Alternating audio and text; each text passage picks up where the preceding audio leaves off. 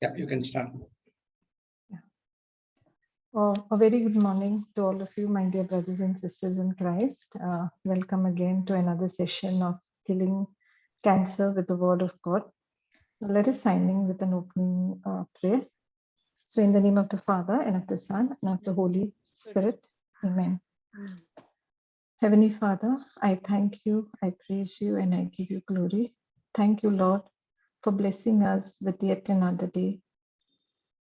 Lord, as we come here in this session, take complete control over this session. Let every word that I speak, let every word that every participant speaks here, those who come in to testify, let that be for the glory of God. Thank you, Lord, that as we come to learn, the Holy Spirit is teaching us. Thank you, Lord, for opening our hearts to receiving the gospel of Christ, for having an understanding and the revelation of the truth. We make this prayer in Jesus' mighty name. Amen. Amen. Amen. Praise God. Thank you, Jesus. Sister Fedora, can we go to Mark 4, starting 35 onwards?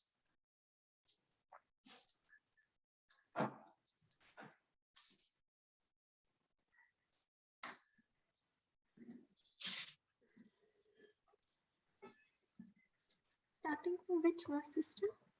35 onwards. 35. Yeah. On that day, when evening had come, he said to them, "Let us go across to the other side."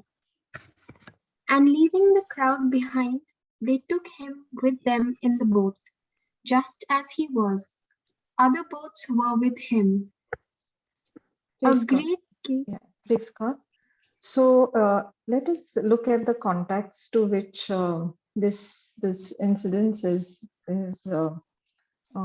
here. Now, Jesus was with his disciple and the large magnitude of people who were with him. He was teaching on the parable of the sower and the seed. Then he explained to them about the mustard seed, the growing of the seed.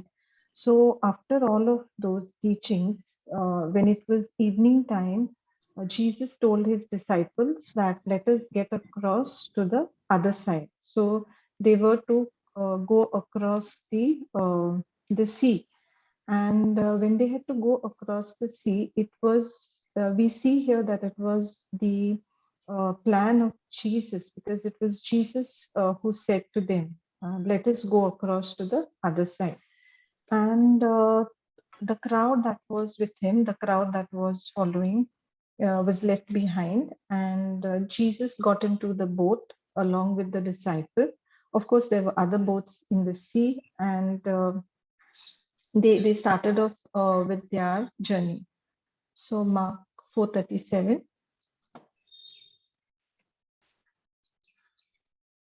A great gale arose, and the waves beat into the boat, so that the boat was already being swamped. Praise God. Now, the idea of going across the sea was that of Jesus. And Jesus too was with the disciples in the boat. And yet we see that there was a great storm. So, and the storm was so great that the waves were beating into the boat. So it was not that the waves were just hitting the boat. We see that they were beating into the boat, so that the boat was already being swamped. Now, what is it to be swamped? To be swamped is something like the boat was already being covered with water. So since they were in the sea, and there was a storm and the waves were beating into the boat, it was a situation that, in spite of Jesus being with them, they were experiencing a storm. And whilst this whole situation was going on, we move to the next verse. But he was in the stern, asleep on the cushion, and they woke him up and said to him, Teacher, do you not care that we are perishing? Praise God. Thank you, Jesus. So if you look here in Mark 4:38, this speaks of a situation that as the boat was being swamped with water, and these people, most of them were fishermen. And in spite of them being fishermen, we have known that they used to be at sea. They would be going out fishing all night. And we can recall the time when the apostles were at, the disciples were at sea. And when they came back, they didn't have any catch. And Jesus told them in the morning that, okay, you cast your nets, and they caught a large fish. So we know that these people were the ones who were not at sea for the first time just because Jesus was with them, or just because Jesus was going with them in the boat. So these were people who were very much used to the environment in the sea, the storm, the wind. But here we see a situation wherein with the storm, which says that it was a great storm.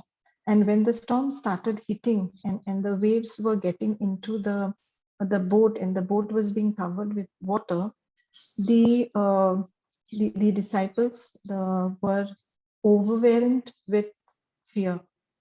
They were overwhelmed with fear, so they probably would have done all they could have, um, like in terms of their understanding, controlling the boat and stuff like that. But eventually they realized that they were literally perishing, so they were going to be destroyed. And that is why they go up to Jesus, and they uh, call out to him, and they say, Teacher, do you not care that we are perishing? So if we just take a pause here and look at our own lives, there are so many times we have situations in our life that everything is calm, everything is peaceful. So I may have a certain plan in my life, or a plan that I have. Okay, this is what I'm going to do today. This is going to do what I'm going to do over the next few months or the next few years. These are my plan. Like, if we look at especially those people who are working in the office, generally they are required to make a leave planner. So at the end of the year, like even as I was also working in the corporate. So at the beginning of the year, the manager would expect to give a tentative plan for the year, so that uh, all the colleagues could work out their annual leave plans. And so what happens is, at the beginning of the year, every colleague would go back to their families and check based upon the availability of different members of the family, the children's school schedule, like the spouses work plans, and then would come back with, okay, summer vacation, a 10-day slot, Christmas time, a 2-week slot, or somewhere during those people who celebrate Diwali would come with a slot in the festive time, during Diwali or Chaturthi. So people would plan out their leaves, and then likewise, in our day-to-day life, all of us, we find ourselves seeing our situation and making certain plans, because at that point in time, probably you don't foresee anything that is coming. So if we make plans, and then all of a sudden something happens, and it really shakes us up, or in that situation, that we are really caught off guard. Just like the apostles, when they were with Jesus, and Jesus himself gave them the idea, come, let us go across the sea. And they followed suit. Little did they expect that there was something to the magnitude of such a great storm that is going to come in their life, that would really threaten their very existence. So in the same way, it can happen that maybe one fine morning you just wake up, everything is good, it's a beautiful day, and the person is driving to work, meets with an accident, and is fighting life and death. So what the person would never have anticipated when the person set out in the morning turns out to be a reality, that there's a massive storm, and the situation is uncertain. Do not even know whether the person will make through in that if that's a major accident, or a situation wherein a person gets to work, and once the person is in the work, in the workplace, and the manager or the boss would have called and said, okay, now we are going in workforce reduction. So this is your 3-month notice period, and you have to look out for a job. And the person may really find, everything coming crashing down, because uh, may have had loans to pay, the children's education to pay, maybe the only working member in the family. And when something like this comes, when you don't foresee it, it really catches you off guard. Or another situation, say a person is making a visit to the doctor, like a routine medical checkup.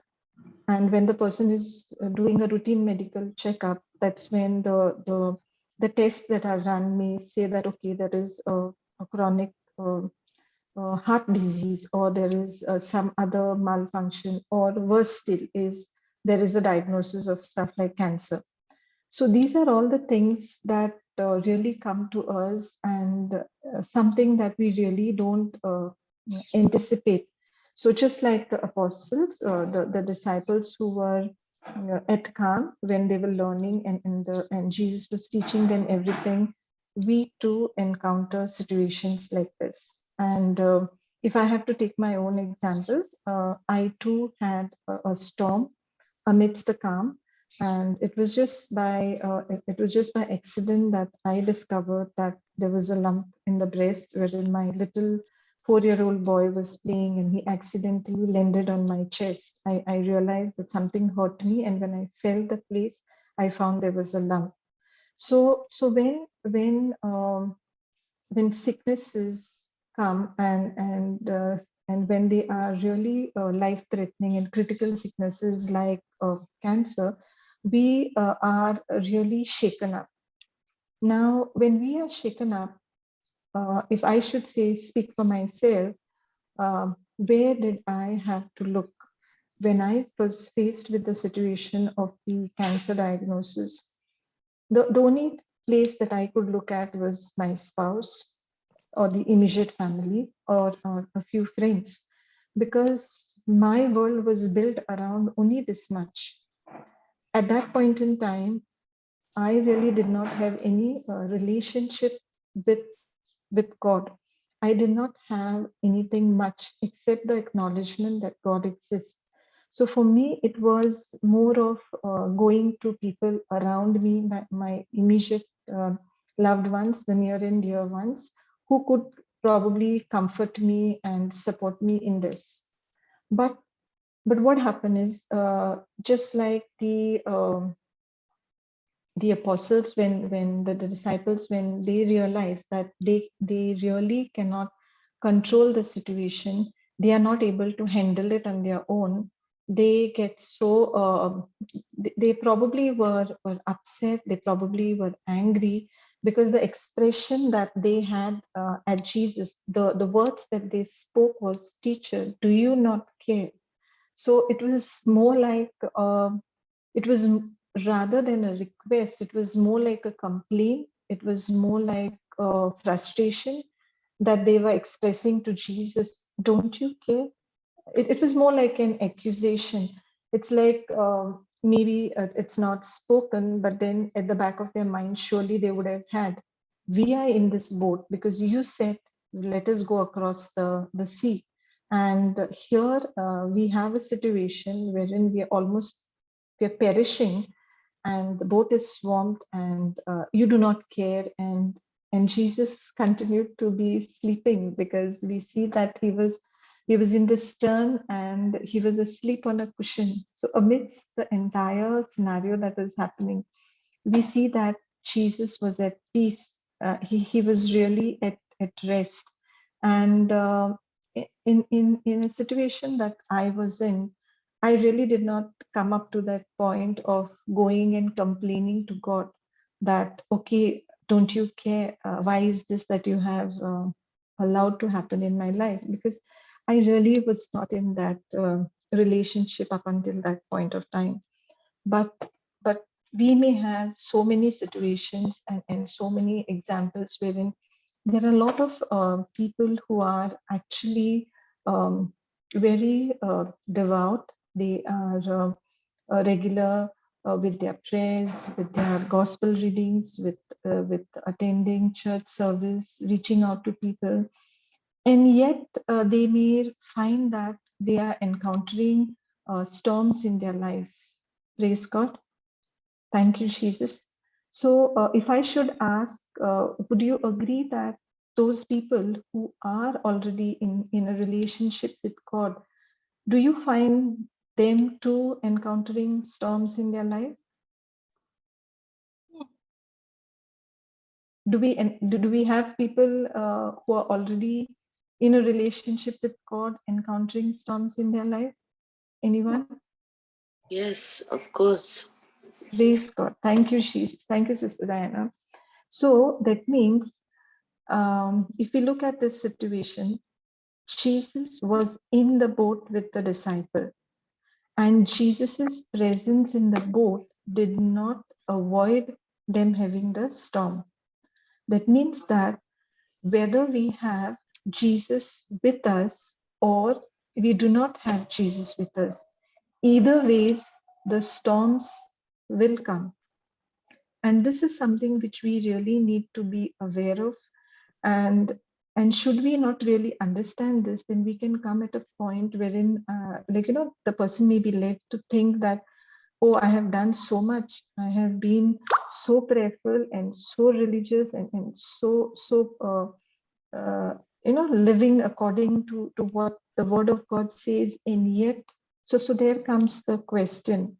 And when the person get into this mode, that means the focus of the person changes from Jesus to the situation at hand.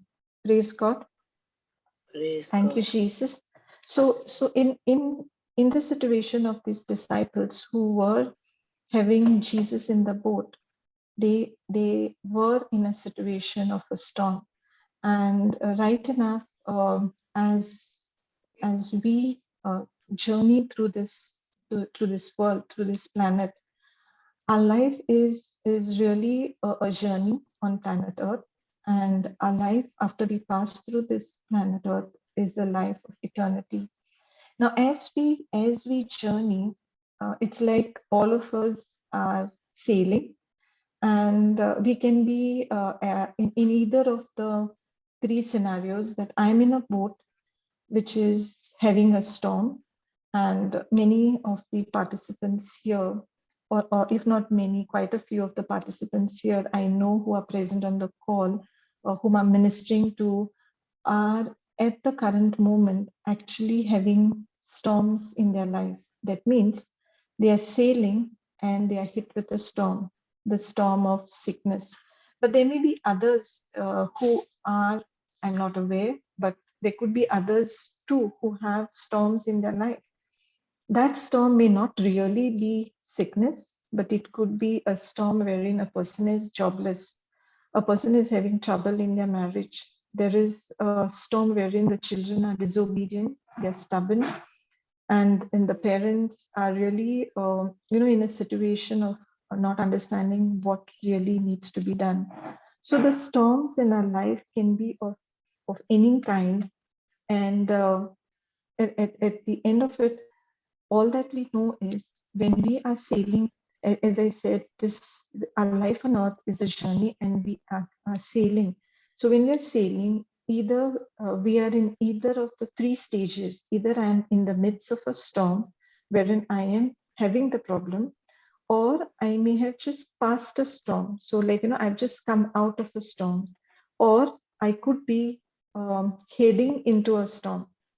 So, as we pass through this planet Earth, storms inevitably are bound to be there. But what is very important is for us to know that even if there is a storm in my life, when I have Jesus in my boat, I know that I am sailing to heaven. And when I do not have Jesus in my boat, then default, I am sailing to hell. But if we let us consider the first scenario, that I have Jesus in my boat and I know that I'm sailing to heaven. Does that guarantee me that just because I have Jesus in my boat and I'm sailing to heaven, I will not have any storms? No, Will I have no storms? you will have storms. There will be storms. And this is where it is very important for us to understand that when the storms do come, we are required to keep our eyes focused on Jesus and not on the storm. And that's where our hope lies. Praise God. Thank you, Praise Jesus. Thank you.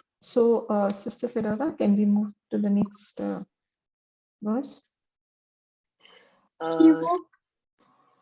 uh, Sister Sumitra, Praise God. Yes, Sister Diana. just wanted to what came to my mind is, when we are rooted in the word, what happens, like this is my experience, like till the time we are not in the word, the devil is quiet, like you won't experience as many storms or we are like, we're not so aware. Okay, we think that God has sent all these problems in our life, all these storms, and we cry out to Him, we pray to Him and things like that. But when we have the Word, it is generally misunderstood by many people that when we have the Word of God, the trials and tribulations, the storms will increase.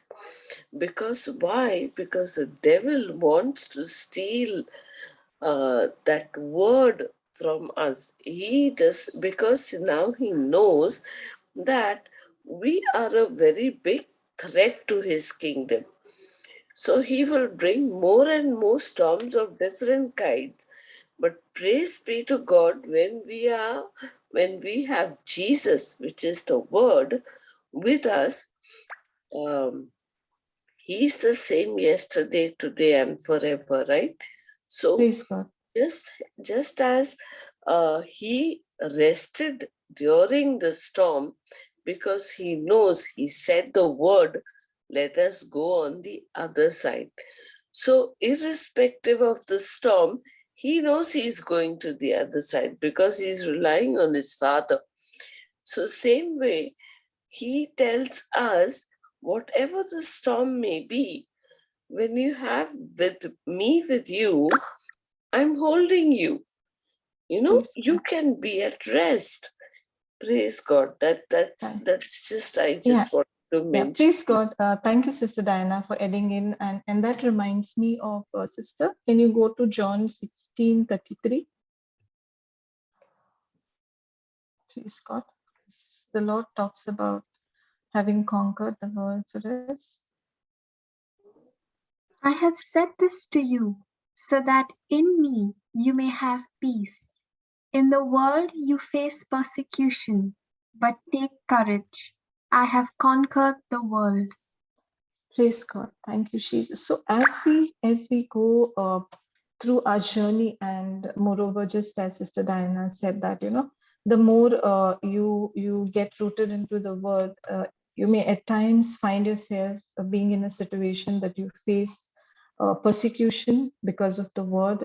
There are more challenges, but our comfort is in what Jesus has promised us, that he said that in me we may have peace. So when we have Christ in us, that is, Christ is his word, when Jesus is the word is inside of us, then we have peace. And when we have peace, then even in the face of persecution, Jesus tells us, take courage, I have conquered the world.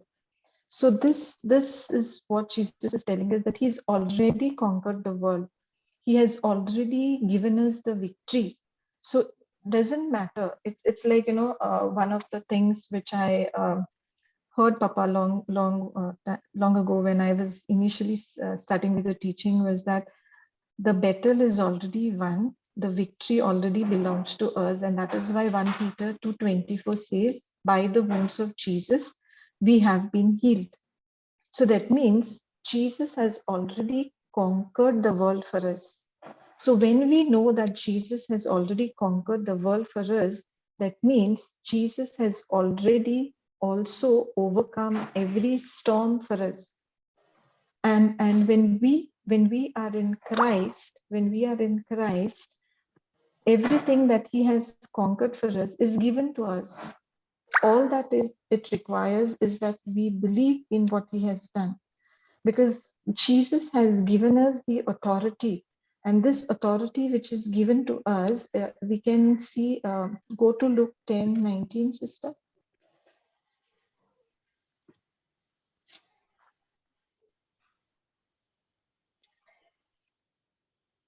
Praise God.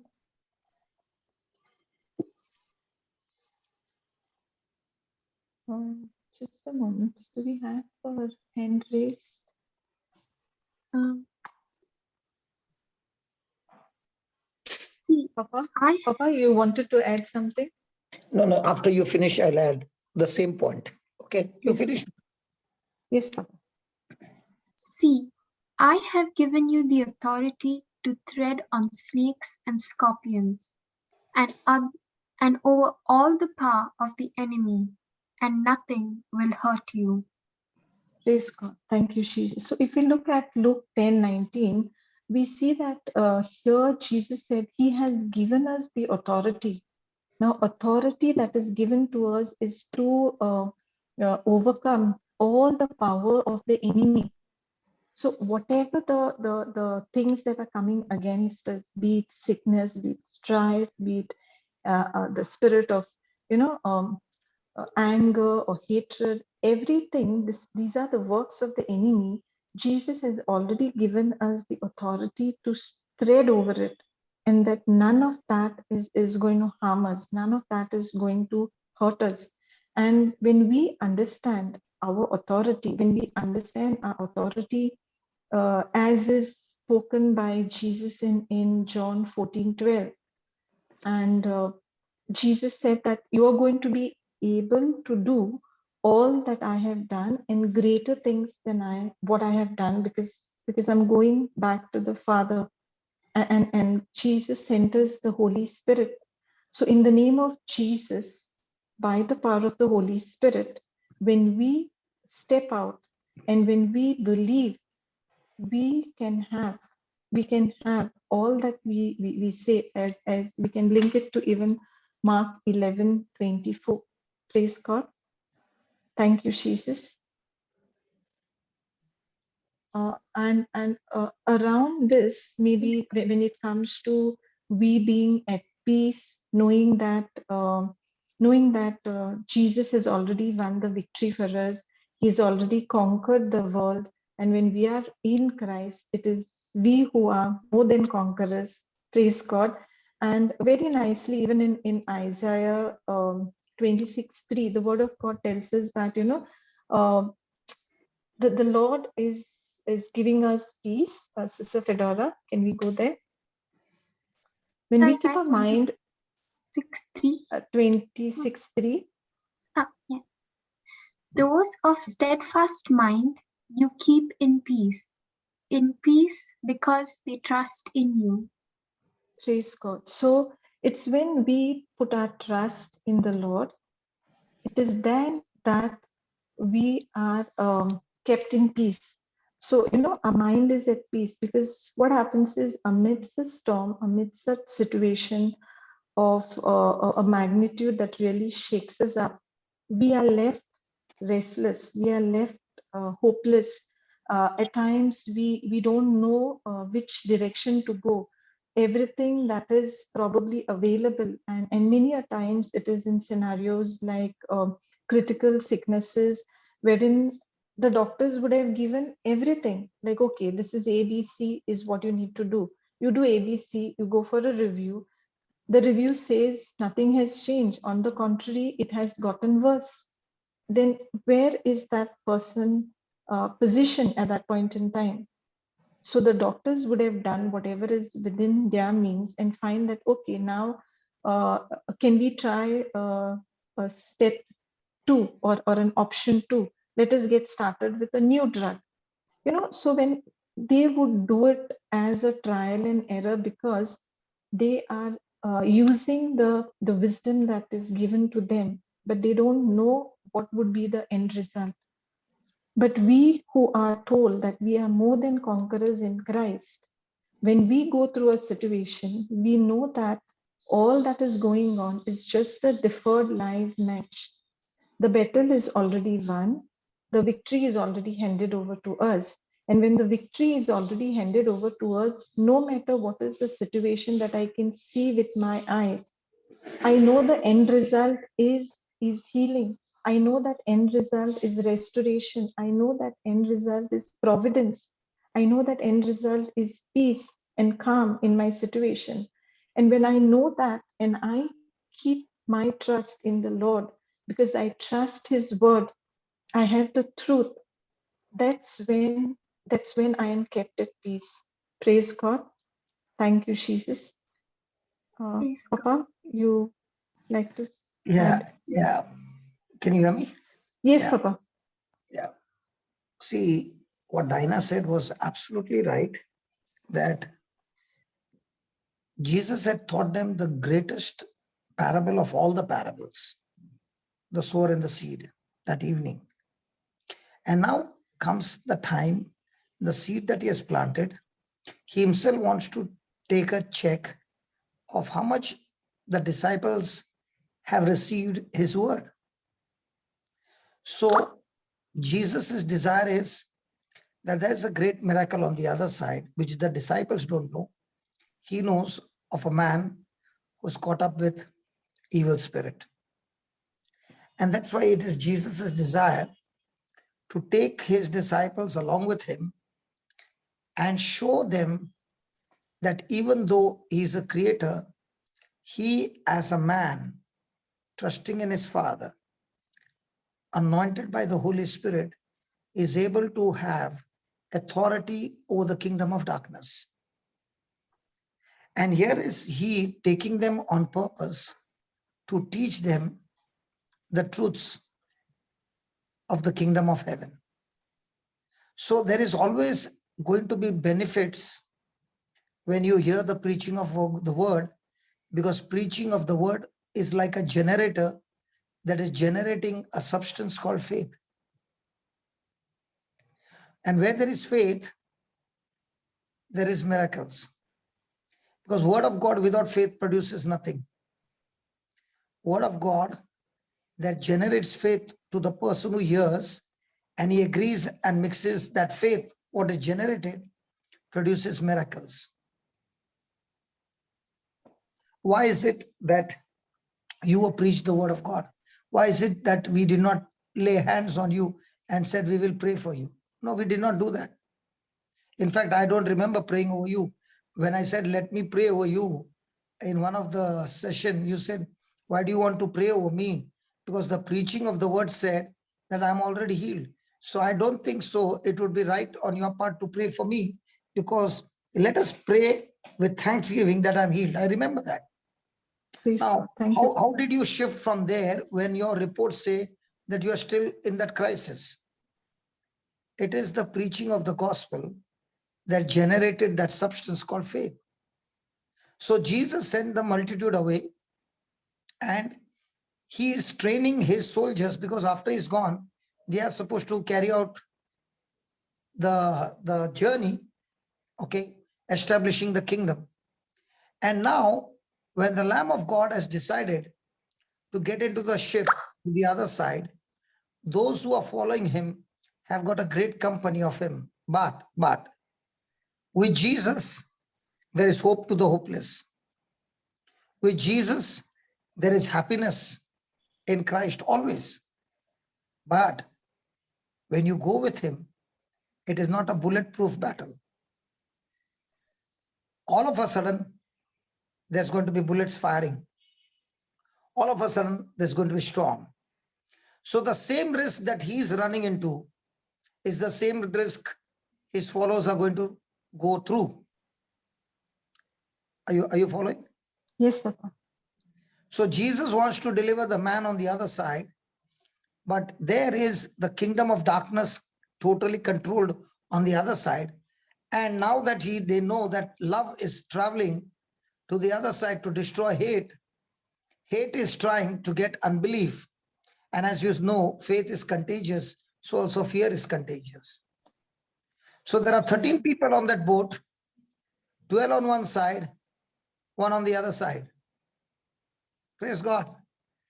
And here is the one who is all alone, fast asleep, trusting in his Father's providence and protection. He is cheerful and is fast asleep now. The 12 should have been cheerful because they got the King of Kings, the Lord of Lords on their side. But what you see over there is a fantastic example between seen and unseen. Seen is, we are going to perish. Unseen is, let us. He did not say, let me go to the other side. Let us go to the other side. So in other words, he has taken the responsibility to take them on to the other side. Now, what is interesting is, when Jesus was asleep in the storm, which part of the boat is he sleeping? In the stern, I Huh? think the hinder part, the behind. And what is on the behind? Come on, you are from Goa. Don't tell me you don't know. Come on, Goans. I can understand people from Bangalore will have a tough time. But a person from Goa knows what's on the other side. Okay. Simitra, Yes, you Papa. got a car. Yes. When you open the Yes, bonnet, Papa. what do you see? The engine. When you open the door, what do you see? The steering on the driver's side. Yes. And when you open the dicky, what do you see? The luggage. Yes. Okay. When it comes to the ship, what's on the other? What's on the back side? Would be the engine. The They pilot, pull. the steering. Have you Okay, ever seen Papa. a steering in front of the ship or behind the ship? No, behind. So where is Jesus sleeping? At the beneath the steering, No, around that place. just see. The 38. She has put your At the stern. At the the, stern. she's so good. She's giving you the answer. Jesus was in the stern. So where is he? At the steering. So when Jesus is at the steering, he is the pilot of your life. Yes, Papa. And he's lying down there saying, don't worry, it's all taken care of. What Jesus wants from each one of us is that he was the pilot of our life. All he wants us to agree with him. Yes, Papa. And he's sleeping there on purpose to check the seed that he has planted in the hearts of his disciples. How much of that substance generated is mixed in their heart? See, you and I can share the gospel so nicely and confidently. But when you're actually in the midst of a battle, are you in the same confidence? No, it really shakes you up, Papa. It really shakes you up. That's what I want to tell you, that it really shakes you up. So now, there can be a prayer which the disciples are actually praying to Jesus. But is it mixed with the substance called faith? No, it's with fear. But when they got into the ship, were they confident? Yeah, because then everything was calm. Now, who had a profession of fishing and who had a profession of carpentry? They were the disciples. And who is telling them, let's go to the other side? The carpenter Jesus. is telling the fishermen, let's go to the other side. Now, the fishermen, they can sense the storm before it comes, right? Right. Could they sense the storm? No, not at that point in time. Nothing. Now, did they get cheerfully? Yes, Did they have confidence? very much. But what happened when things go wrong? They were completely overwhelmed So that means, and in fear. according to you, the substance called faith can be generated when you hear the voice of Jesus. And at the same time, a substance called fear can be generated by your own five senses. Yes, Papa, truly. So you got a generator inside that you can take the words of Jesus and produce substance called faith. And you are the same Sumitra who has the ability to take the what your senses are talking to you and generate a substance called fear. Praise God. So now, as the storm began, what happened to the substance called faith? It began to grow weak, right? Yes, But very Papa. interesting. Did their prayer grow weak or did their prayer grow stronger? The prayer grows stronger because Am I confusing you, Baba? no, Papa. So their I prayer am was asking you to some questions, please. yes, Papa, because I'm also learning and it is helping us Okay, understand now my better. question is their prayer getting stronger or weak? Their prayer is getting stronger because they are coming and waking Absolutely. Jesus. And what about the substance called faith? Faith is low, prayer is high. Okay, so when the prayer is high and faith is low, along with the prayer, the substance called fear is also getting stronger and higher. Yes, So is it possible for a person like us who are preaching that right now we are confident, right now everything is right, but suddenly when the strike comes, our prayer can be strong, but not necessary. The substance called faith is strong. yes. Now, when this thing was happening, did they remember what Jesus had taught them, the sower and the seed? None of it. Okay. Did they remember, let us go to the other side?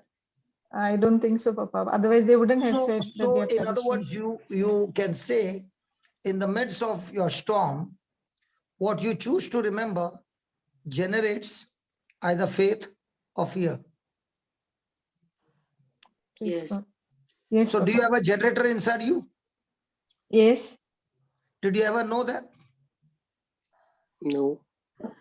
Because all this time you want Learning. somebody to come and visit you and say, Sumitra, you look so weak, man. And I can understand, man. And your eyes, oh yeah, don't worry, we will all pray for you, Sumitra. And I brought some oranges for you. And somebody said, I brought some coconut for you. And you will feel so good. At least they brought something for you. They did not bring something. They brought substance called Fear. Fear. alele Fear. kutu kutu chunu. Unbelief. Ah. Praise God. And many people get offended because this person did not come to visit me. Thank God he did not come to visit you. He would have brought substance called contagious disease called unbelief to you. Right, Papa. Can we go further? Yes, Papa. Okay. Now, you as a church means we are the church, right? Yes. Yes. Now you got 3-4 people along with you who are fighters. Okay. Yeah. And there comes a call from somebody who has got extreme bad news. Okay. Yes. And slowly, I'm not pointing finger to any of your team members, okay? Please. Yeah, that's fine, Papa. We are just It's an example. understanding it in It's an illustration. example. No offense, huh? Including the principal is in your Yes, team. yes. I did not take the name, including the Okay. principal is in your team. Okay. and now the news comes and the others also give you the news, and the news on the other side is getting stronger and stronger. And you all are fighting back by generating the substance and nothing seems to happen.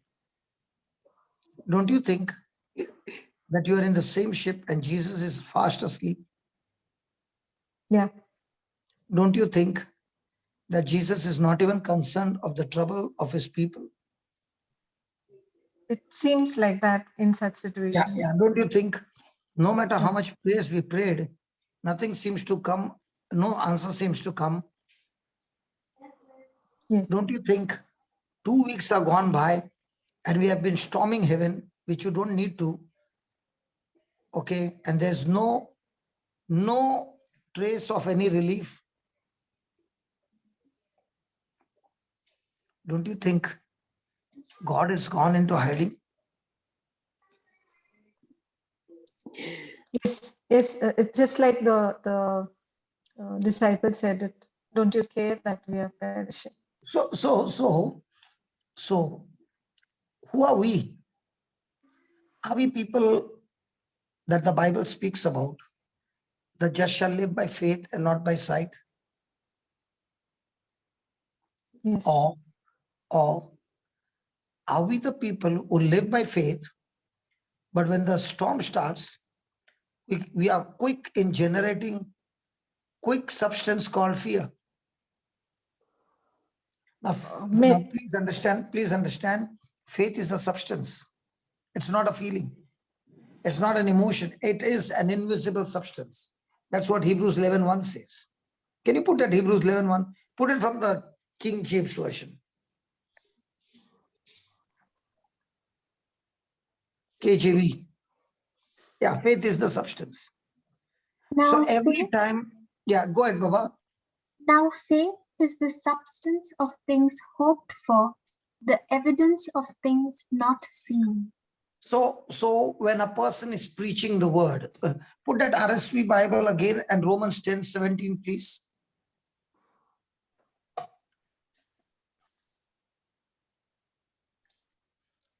Simitra, can I continue another 10 minutes, please? yes, Papa, please continue. So faith comes from what is heard, and what is heard comes through the word of Christ. So faith comes from what is heard. So if you are hearing the word that is being preached, okay, the preacher is preaching to you, then faith is coming, means the substance called faith is being generated. Correct? Praise God. Yes, Papa. But what happens to a person who is not in agreement to what is being preached? There will be fear because there will be So there unbelief. can be an opposite generating system as well.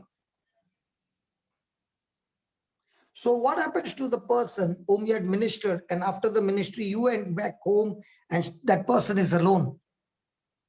Don't you think like the woman with the issue of blood who heard about Jesus and the person who preached to her went away, but she started generating the substance called faith by speaking to herself, if only I touch his garment, I shall be healed. Okay, just put that. Let's see the generating system. Put Mark 5 and 25. Anybody having amplified Bible, please? I need that amplified. She doesn't have amplified. Anybody? Jude, Baba?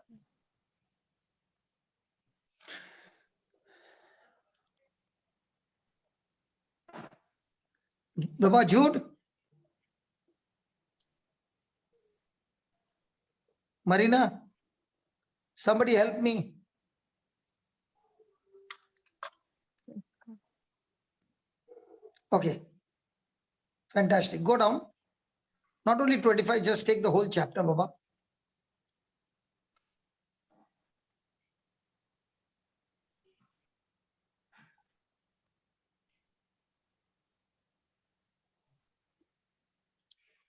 The reason I'm stressing on this is because if I fail to generate the substance called faith, I will end up losing. Go down, go Sister, down, go go to down. 25. Go to 25, sister. Go to that place where she is growing worse. 27.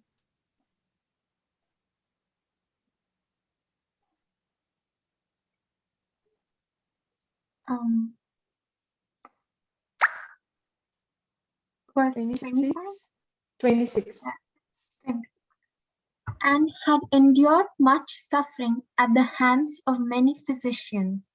She had spent all No. that This is what, amplified or AMPC? amplified. AMPC? Because I'm not getting that word what I want. Yes.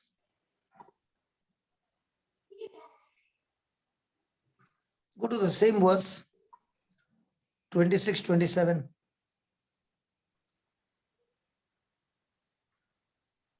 And who had endured much suffering under the hands of many physicians, and had spent all that she had, and was no better, but instead grew worse.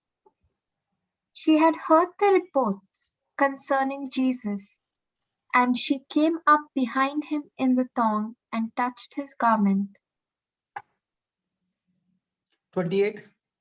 For she kept saying, Pause. Just highlight that word, for she kept saying. Now my question to you is, she's talking to whom? To herself. Nobody's there at home. To So herself. she cannot be with anybody. So what was she doing? Speaking So to herself. what's the key to turn your failures into victory? Speak it. Speak the word. Speak the word to yourself. Praise God. She kept saying to herself. So a person who keeps saying to himself is the person who is generating the substance called faith. So he has got a generator like a petrol that is helping you to drive the car. So your heart and your mouth is your generator. You can generate faith and you can also generate fear. Yeah. So when the Bible says the just shall live by faith and not by sight, it doesn't mean that his heart and his mouth is not involved. In fact, his mouth and his heart is so much working day and night, taking those promises of God in agreement, that the person is generating the substance, and the more and more the substance called faith is generated, the person's spirit becomes stronger and stronger. Praise God. Now, what happened to these disciples when they saw the storm? They were all in fear. So what were they generating? Fear. So even though they were in Jesus's presence, which could have encouraged them, but their five senses got their focus off Jesus, and they got their focus first on themselves, that they began to try their best to try to get the ship to the other side. And when they saw that no matter how much strength they put, the storm was stronger than them. So their confidence was on their own skills because they were fishermen. Their confidence was that they could get the ship to the other side. And even though their master was with them, they failed to trust his word, and they kept generating fear, and fear became so contagious that they were all in agreement of their death. Praise God. So remember, the word of God says Christ in us is the hope of glory. Yes, Papa. Now, in those people, Christ was in their ship. In Colossians 1, 26, 27, it says, that's a great mystery that is hidden from ages, but is now revealed to us. And what is that great mystery? The great mystery is that Christ is in you. 27. Read, The Baba. hope of glory. KGV or NRSC? Read it from King James for me. To whom God would make known what is the riches of the glory of this mystery among the Gentiles, which is Christ in you, the hope of glory. So is Christ in me all the time?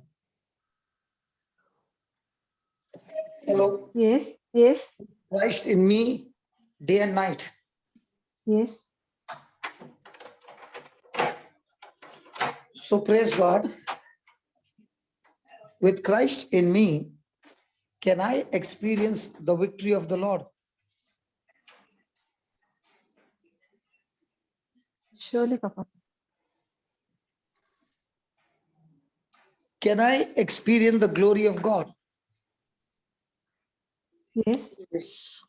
So yes, when Papa. you are relying on Christ who is in you and you are generating your faith, can you sink now?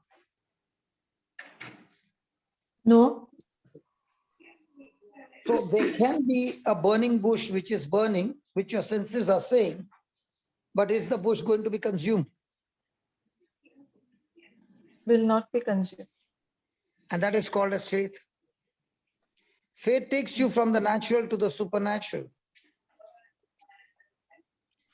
And it was when they woke Christ from his sleep, all that he did was that he spoke to the storm, calmed the storm, and at the same time began to question them of their faith. When they saw that the yes, storm sir. had stopped, did they realize that this man who looks to be natural, he has got some supernatural power in him that even the storm obeys him? Right. Now, Because how they did were in he, awe of him, Papa. so how did they wake him up? In terror. In terror, but when they woke him up and they spoke that dialogue, is it still a prayer? Accusing him, Yes, but is accusing it him still a prayer? of being, yes, because they In other approached. words, they had fear, but they realized the only person who can do something is Jesus, even in that fear. So there are Yes, times when you don't know what to do. Remember, we might have fear, but let us keep eyes fixed on him, because he is the one who is the author and finisher of our faith. Even when our faith comes to an end, the Savior can still stretch his hand and still put us out. And that's why he said to work miracles in our life, all that he needs, all that we need is, he's saying, what's the size of faith do we need? A size of a mustard seed.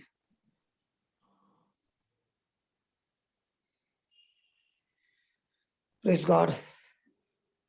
yes, sir. So in other words, the disciples were actually begging him, Jesus, you're sleeping, please wake up.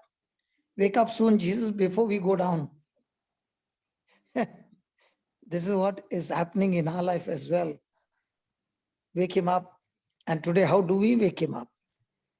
We wake ourselves up from fear to faith by generating faith from his word.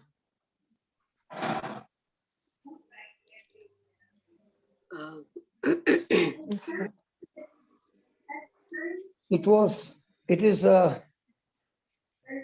It is a great pain when we who can generate faith by the promise given to us, we doubt Jesus, we suspect him, even though we have been careless and not switching on the generator of faith, but in distress, switching on the generator of fear.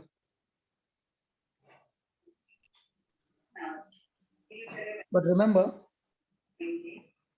it is never ever Jesus' desire that any should perish. You got to Yes. remember that. He wants everyone to be saved.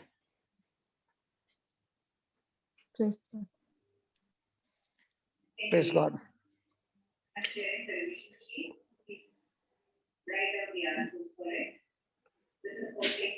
Thank you very much for giving me a chance. Thank you, Papa, for explaining it to us so beautifully. Another thing I'd like to just add on here is something that really touched me from this particular incident is that we hear that Jesus woke up and he rebuked the wind and he said to the sea, "Peace, be still." And then the wind ceased and there was a dead calm, or there was calm. So now, when we look at a storm, it will be a storm which is coming with that destructive force, and that's because of the turbulence in the waters. And we know that in John 1:1. Can we go to John 1:3, Sister Sarah? John 1:3. All things came into being through him, and without him not one thing came into being. What has come into being? In him was life, and the life was the light of all people. The light Praise God. shines. So yeah. Just pause. So we see in John 1 that all things came into being through him, and without him, not one thing came into being. Now, with this, when it is written, all things, it includes every of this creation, including us as well as whatever is created on this planet. So when everything come into being through Jesus, if we can relate this by going back to Genesis 1:3 and Genesis 1:10. Can we go to Genesis 1:3? Then God said, "Let there be light," and there was light. Praise God. So God spoke the word, "Let there be light," and there was light. So everything that came about was created by speaking the word, and that is Jesus. And when we see in Genesis 1:10, God called the dry land, Genesis 1:10. God called the dry land earth, and the waters that were gathered together he called seas. And God saw that it was good. So it is God himself who has created the seas, and surely the seas has to respond to the creator's command. So when Jesus said, "Peace, be still," the sea had to calm. In the same way, we also know that we also have been created by God, and we have in us Christ, the hope of glory, as we have just seen in Colossians 1:27. So when we experience any disorder in our body, say it now, since we are in a class for killing cancer, so say there is a disorder which is threatening our life, for instance, a sickness like cancer, we know that we are the body of Christ. Christ is in us. Jesus has given us this authority that we can do all that he has done and greater things than what Jesus himself has done by the power of the Holy Spirit that is given to us. What more do we need to understand and to believe that the authority is also inside of me?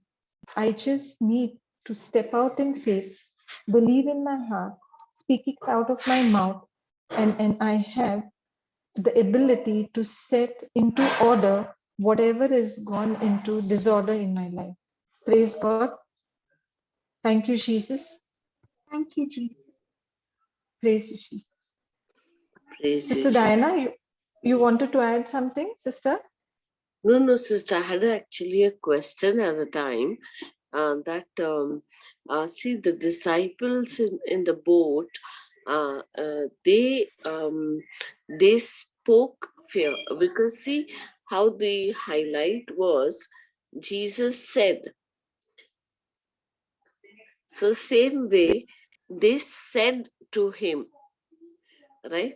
So is there a possibility for us that though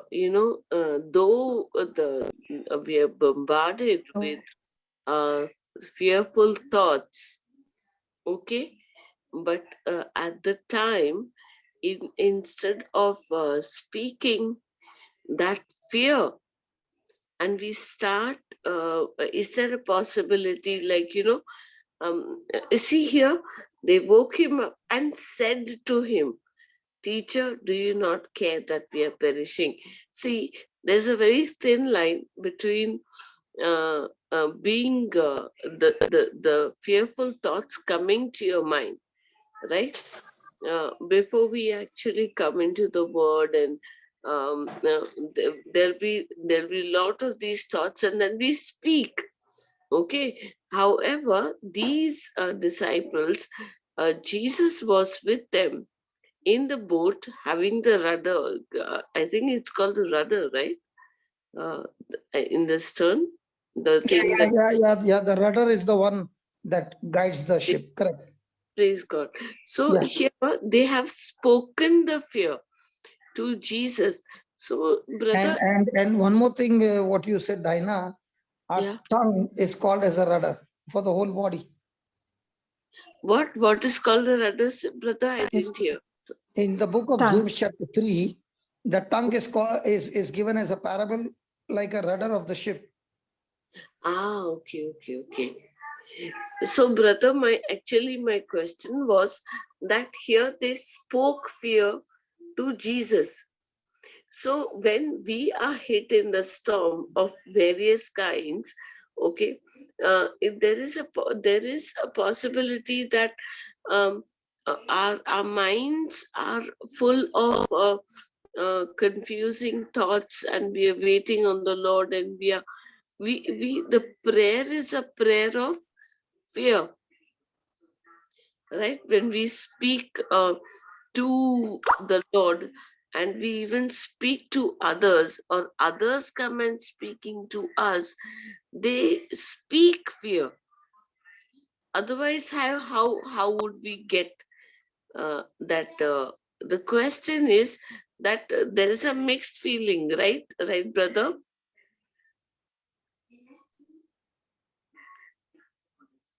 Do you? Definitely, there's a mixed feeling. Always there is a mixed feeling. So But that, if you are using your tongue to generate faith, yes, okay, then that faith that you generate, okay, will make you silent and dumb to speak anything against God's word. precisely, yes. So So the if, noise of the wave is terrifying. yeah, Okay. But it is up to me. Am I hearing the voice of Jesus loudly or the waves of the sea loudly? Because yes, if you are yes, hearing the waves of the sea loudly, then it will terrify you, and out of your heart, the troubled sea which is there inside of you now, in your mind, cannot give you rest. And now your emotions will trigger up and you will speak against the words of Christ. And that is why if I know that there's a storm rising up, I have to deliberately, purposely continue to speak the promises of God. Yes.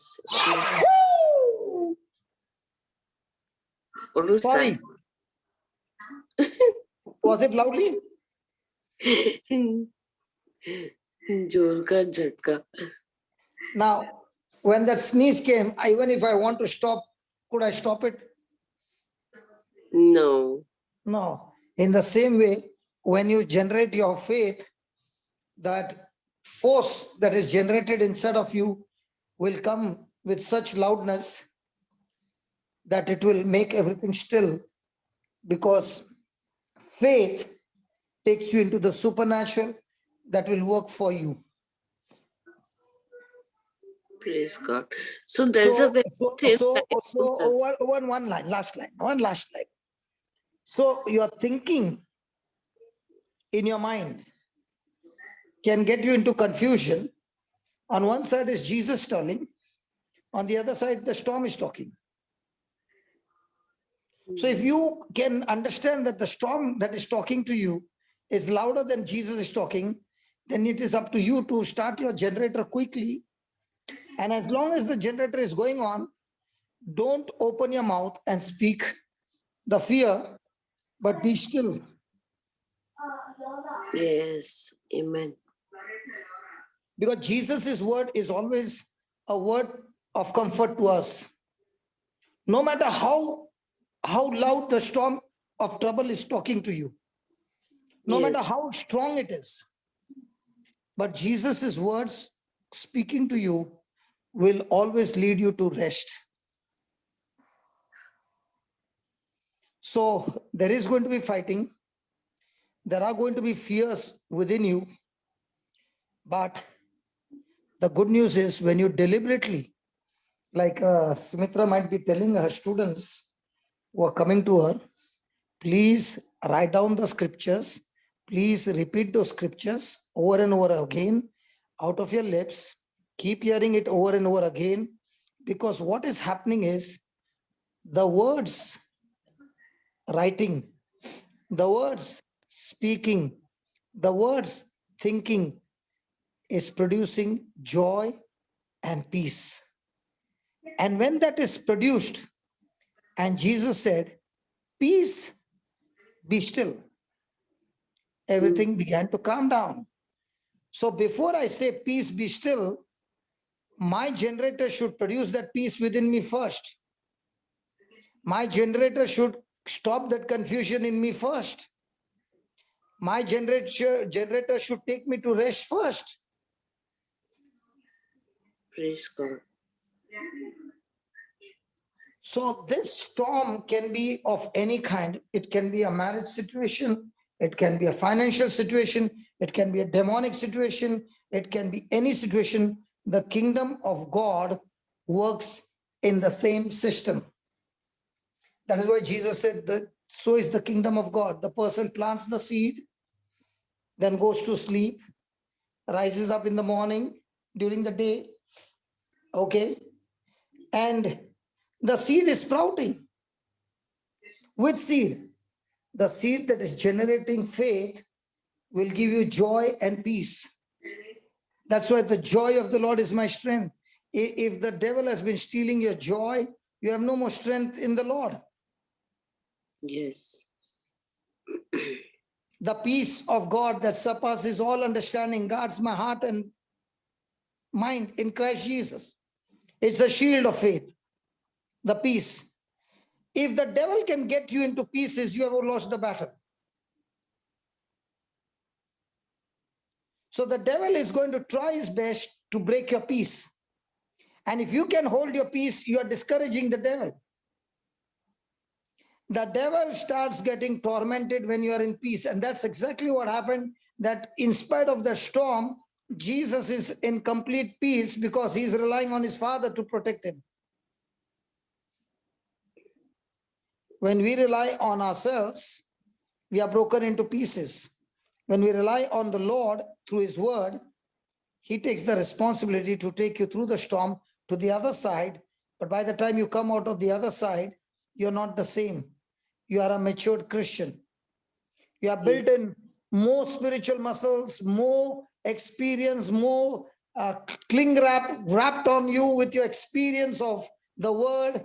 And now you are getting into the championship of faith.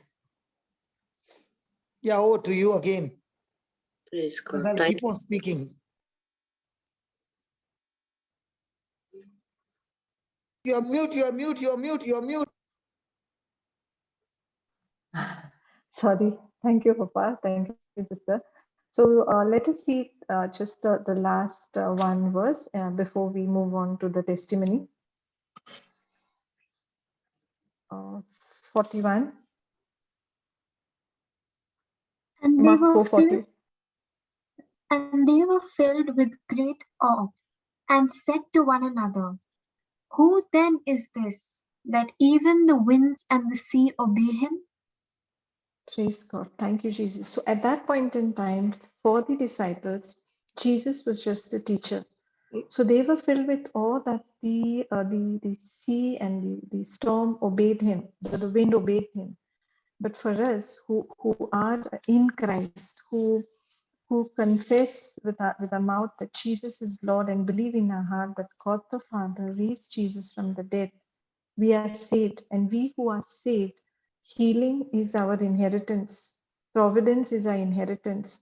The entire package of salvation, abundant life is given to us. So when we now know that Jesus is the Son of God and He is our hope, we have nothing to fear because the victory belongs to us. We are more than conquerors in Christ. So let us make this our declaration that when I am the body of Christ, Satan, sickness has absolutely no power over me because my God has already given me the victory. He's already conquered the world. Praise God. Thank you, Jesus. Praise God. you, So, Jesus. if we do not have anybody else having any questions or sharing anything, does anyone want to ask any question on this or share about your understanding?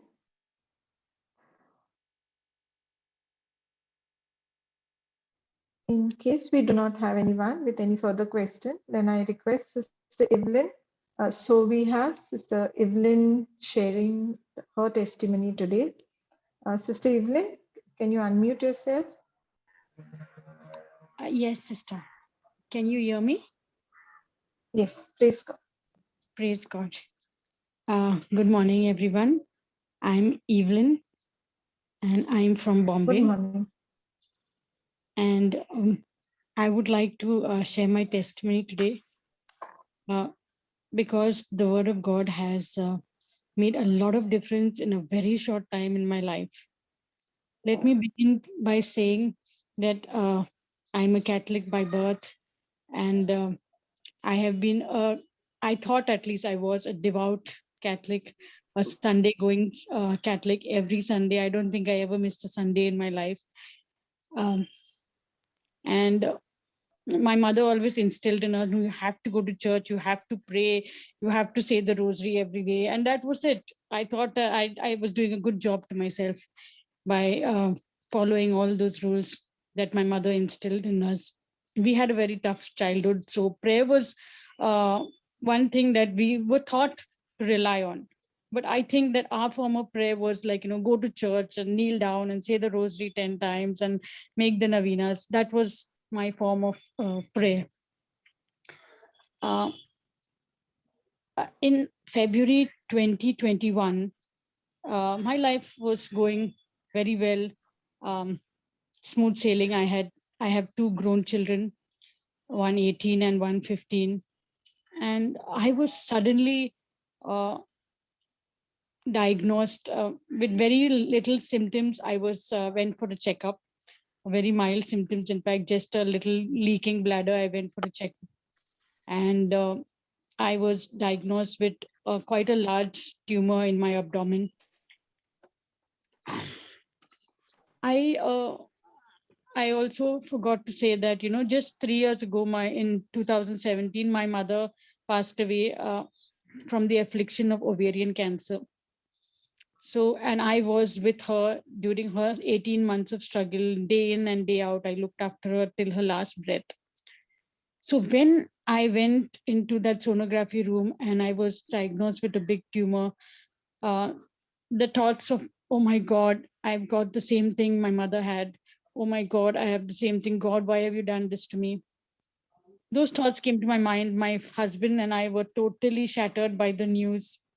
And overnight, we were trying to get appointments with the doctors, the good doctors that I knew because I already had some experience in that field. I was trying to get an appointment with a doctor and could not get an appointment. They said you have to wait at least a month. So then we said what to do. We went in for our second choice of doctor. And when I met with that doctor, the lady gynec told me, I'm sorry, I don't think I'll be able to take up your case. It looks quite difficult. I'll recommend you to an oncologist. So I asked her why directly to an oncologist. So she said, your case looks a very dicey case, and we will maybe sometimes they try to shrink the tumor with chemo and then operate. So you take an opinion from this oncologist and see what he's saying and then get back to me. I went to the oncologist and he said, yes, your tumor looks rather big on the scan, but why don't we go in for this doctor's opinion? And I told him Dr. X, and I said, but it's not possible for me to get an opinion with that doctor. He's very busy and appointment's going to take a month. So immediately he picked up the phone and he dialed that doctor and he said, okay, you can give me an appointment for tomorrow. So I was like shocked. How can, like, I wanted an appointment with that doctor in the first place. And this oncologist now, third party, has given me the appointment. He said, you come back tomorrow and you can meet that doctor. I'll consult with him and we'll see what to do about your situation because he's the head surgeon.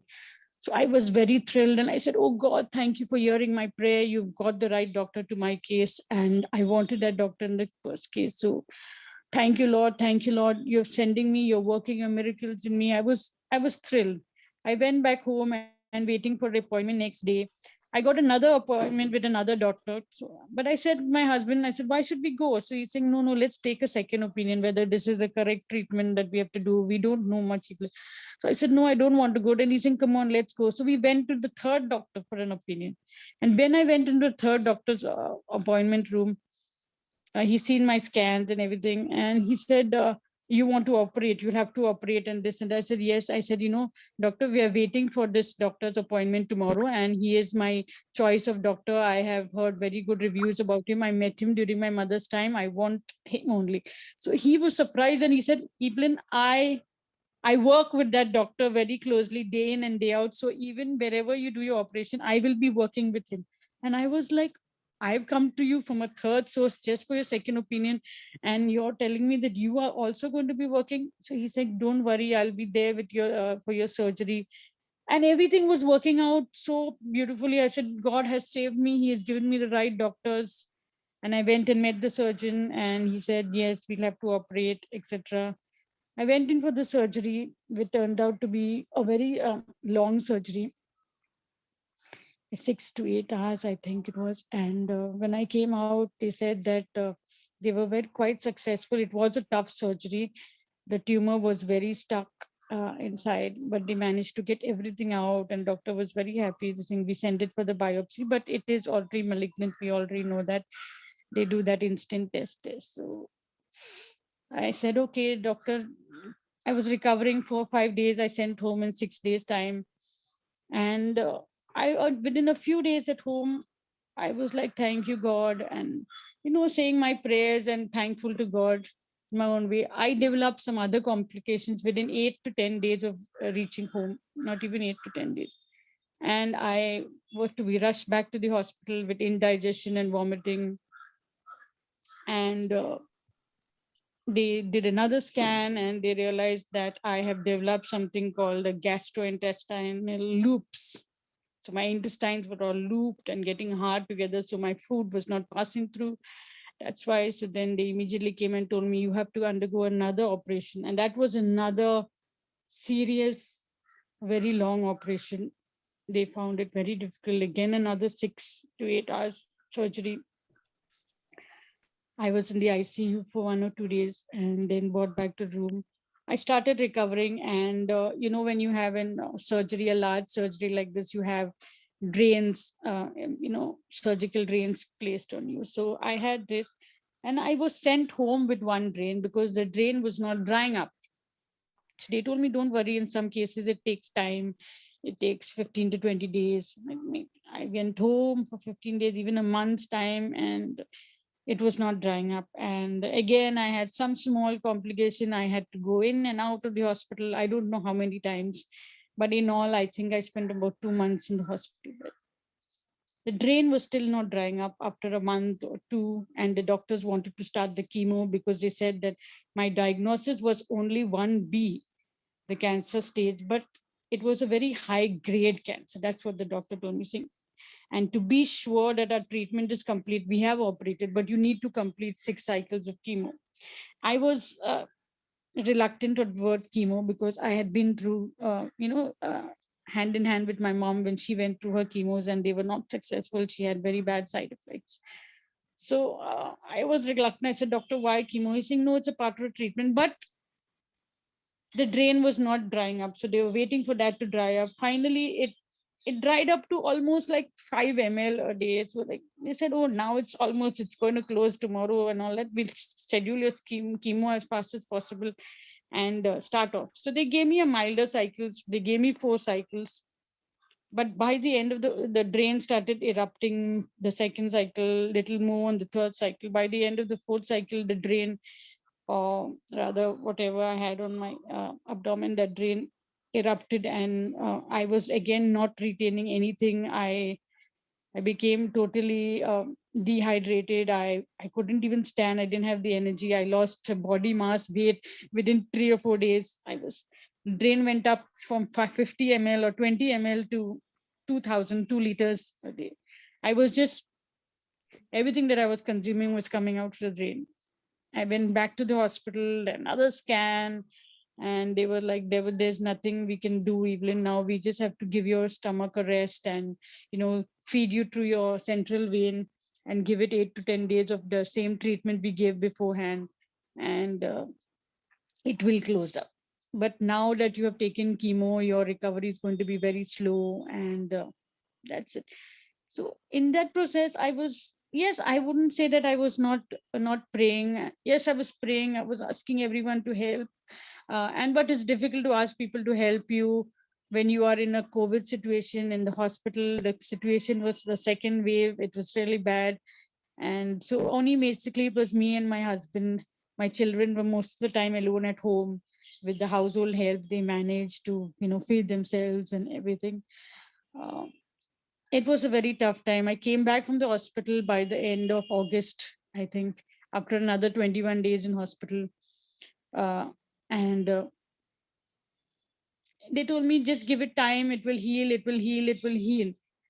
I'm praying, I'm asking people for prayers, I'm telling myself, trying to think positive. Yes, Evelyn, you should think positive. Everyone kept telling me you should take the Bible and read, and watch some entertaining cinemas, etc.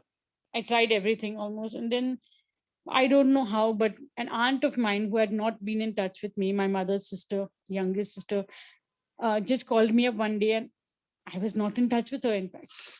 Just tell me, Evelyn, I attended one of Brother Johnson's retreat. I said, now who is this Brother Johnson and what is this? And I attended the retreat, Evelyn, and I've given your number to one of his warriors. And I was like, why did you do that? And, what am I going to get from this? But then I said, okay, fine. Aunt, it's okay. I'll see. And then she said, don't worry, you just listen to them and you see how you. I said, no, okay. I have no option. I had no, there is no plan for me anyway further on. I'm just watching and waiting. So yes, I'll see it. And I get a call from Sister Sumitra. And then she told me that she was a warrior for jCILM. I had not heard of this ministry at all, I think. And I listened to her. She prayed on me a little while. She sent me some videos to watch and some testimonies to watch. The first 1 or 2 videos were not making, or preaching the Brother Johnson himself, but not making any sense. And I was like, maybe I came from that frame of mind that the preaching of God should come only from the priest in the church. And, Brother Johnson, now who is this person? I mean, what can he really teach me? I listened to one or two teachings, and okay, but then I listened to one of the testimonies of this young boy who was healed from cancer, uh, Kenneth, through his mother, Eliza's, I think, Eliza, her name, Lisa. Lisa's fervent praise. And I don't know why, but that testimony touched me a lot. And then that's when, after listening to that, I sent back a message to this Sister Sequeira, and I said, can you please send me also some verses like this, which I can recite? I'm willing to give it a try. Like, I thought to myself, she sent me, first scripture that she sent me was the Galatians 3:13-14. Christ has redeemed me from the curse of the law. And I started saying it, and I started feeling. And in the meantime, I said, okay, let me give these videos a little one more chance. And I went on YouTube, and every now and then it was coming so many videos of Brother Johnson, um, the healing services. And I kept telling Sister Sequeira, I said, but my mind is going back to negativity. My mind is going back to negative thoughts that something bad is going to happen. I'm not going to get healed. So then she told me, she forwarded this video on Brother Johnson's healing of taming your mind. Yes. And after watching that video, I don't know, I was watched it once, I watched it twice, part 1, part 2.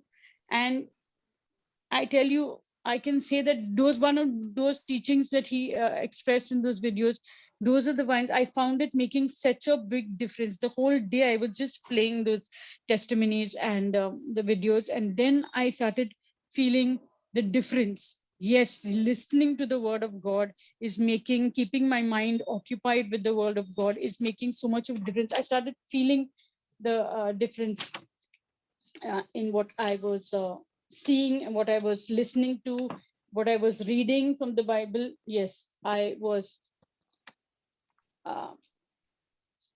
Yes, funny things that made a big. She sent me a lot. She kept sending me a lot of verses to say.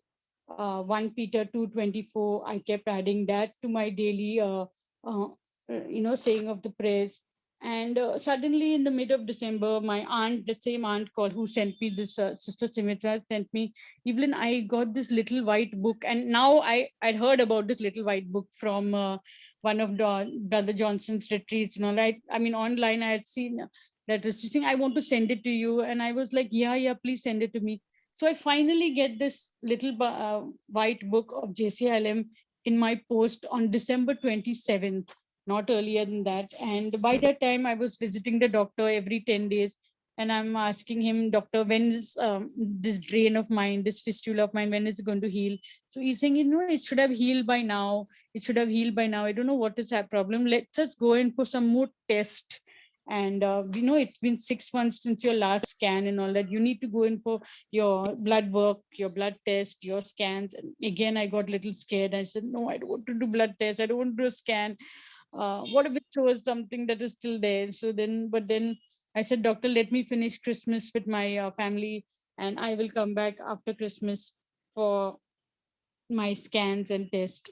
In the meantime, I also asked, my faith was every now and then, every time brothers and sisters, I still have a drain, a fistula on my abdomen, and it is still active. So every time I see it now, I'll see it every time I go to the washroom. So every time I see it, every time I empty it, I'm thinking, when is this going to end? God, why are you not hearing my prayers? And then I'm going back and forth to no. Sister said that you should not you should not believe in what is seen. Sister said that, you should believe in the unseen. Evelyn, this is just the evil one testing you. So I'm saying the testimonies again and again, and I was falling on to the the scripture of 2 Corinthians 4:18. For me, our attention is not on the things that are seen, but on the things that are unseen. What can be seen is only temporary, and what can be unseen is eternal. That scripture I kept repeating again and again. It gave me a lot of strength. during those days, I also asked sister, I said, I am to go in for my test, soon, and I'm getting nervous. She sent me some scriptures of, to say for a good report. I think it was Ephesians, yeah, Philippines 14, 3:20. Ephesians 3:20. For a good report. And I kept saying it. I said it maybe 10 times a day. Every time I thought about the thought of going for the scan or the report, I said it beforehand only. That I said it. Now comes the day when I have to do my blood work before going for the CT scan. And I called for a home visit, pickup of the blood report, because the corona situation is pretty bad in Bombay here. So I asked the people to come home to take it, and the lady came home. And that morning, a little bit of nervousness was there, but I kept telling myself Jesus is there with me. So when lady came, I said, madam, you don't mind waiting for 1 minute? I'll just drink a glass of water. So I went into the kitchen and I held a glass of water in my hand, and I said, Jesus, this is your blood. And it is said in the Bible that, as long as I eat your flesh and drink your blood, you abide in me.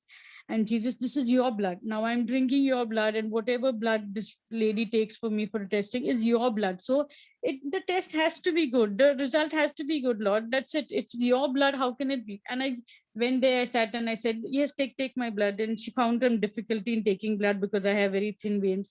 She was struggling for a little while. She said, madam, it might not pain. I said, no, don't worry. It's not going to pain. She took the blood, and within that night itself, I got my report. My husband came home with the report and saying, Evelyn, congrats, your report is good. The first thing that came out of my head is, I said, don't say congrats, say praise God, I said.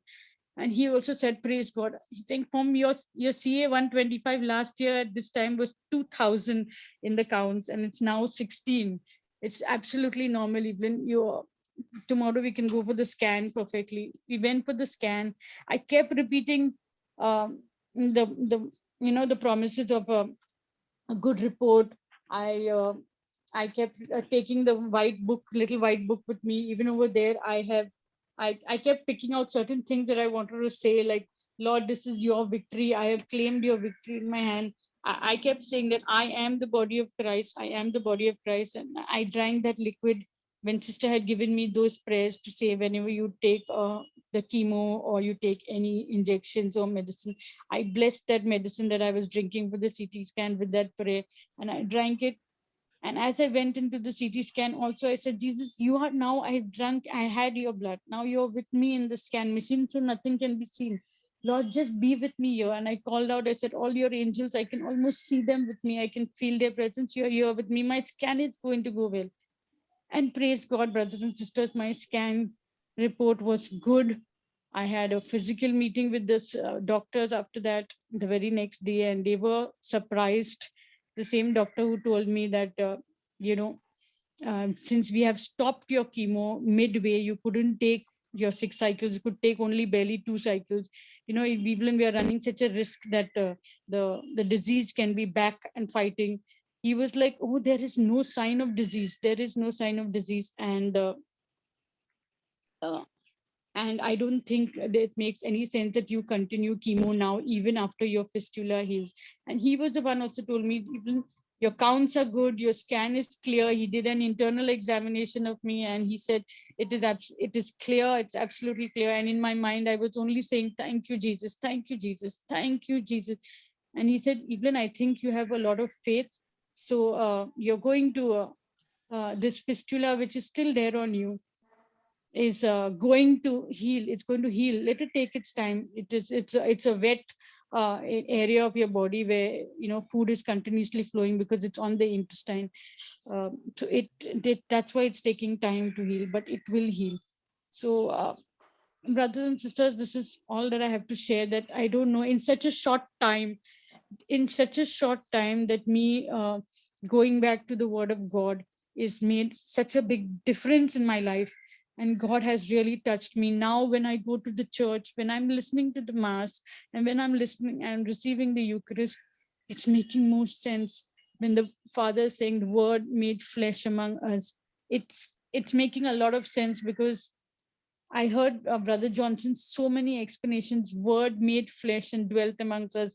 I mean, I actually understand the word is the word of God, and he came down and became flesh and Jesus for us.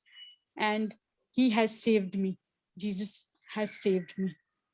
Thank you, sister, for allowing me to share my testimony here. Sumitra, Praise God.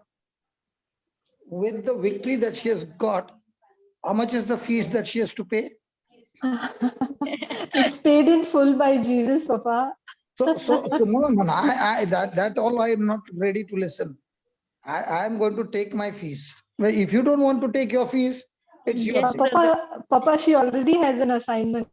She's already identified her assignment. So fees are being paid in full. Sister, would you like to share about your assignment? I want to know, the testimony is good, but the testimony is still incomplete. The testimony gets completed when you become an apostle, you become a cancer. Now you are a cancer killer and you go and teach others how to kill cancer, or how to kill any work of the devil. For me, the Papa, testimony is incomplete. Yes, yes, it's yes, brother. beautiful. She has a continuation to that. Sister, you And you can know, the way she's speaking, every word that she's speaking touches the heart, because praise it's God. not coming from the head knowledge, it's coming from the spirit. And I want to tell you, you are having a very powerful healing ministry, Baba. Praise you, Jesus. Praise Jesus. I won't be surprised that you will see signs, wonders, and miracles happening every time you open your mouth and you explain to somebody, because your heart is generating the substance called faith. And the more you explain to the person on the other side is drinking this substance called faith, and that's how it's happening. And that's why Sumitra has been so successful Yes. in ministering, because she's generating faith by preaching and sharing the word of God. And this is the real mark of a true Christian. If you are a true Christian, you are in the field. You are saying, my battle is over, but now I'm fighting battle for others. What do you say? Yes, brother. Yes. Most So, definitely. so you have taken admission? Yes. Or you are going to say, I love this testimony. Sumitra, we'll meet again. Might be after 4 years, 5 years. Okay, bye. I got to go to work now. I'll start my work. Praise God. Hallelujah. Thank you. No, brother, that is not what. First of all, I intend to study the word of God more, because I feel I am just an infant, not even an infant. I feel I'm like almost still only a fetus in my knowledge of the word of God. Okay, now let me ask you. Yes, How many classes did Jesus have with the Samaritan woman? just one, I think. Hmm? Just one, brother. And still she went and did the supernatural? Yes, she did. She did. The word inside of you does the supernatural, not what you think. Yes. What about the man who Jesus cast out demons? When he got clothed and Jesus, he said, take me along with you, Jesus. What did Jesus say to him? Go home and tell your family and your friends how kind and merciful the Lord has been. How many classes did he have with Jesus? Only one, brother. What about the woman with the issue of blood? Did she have any class with Jesus?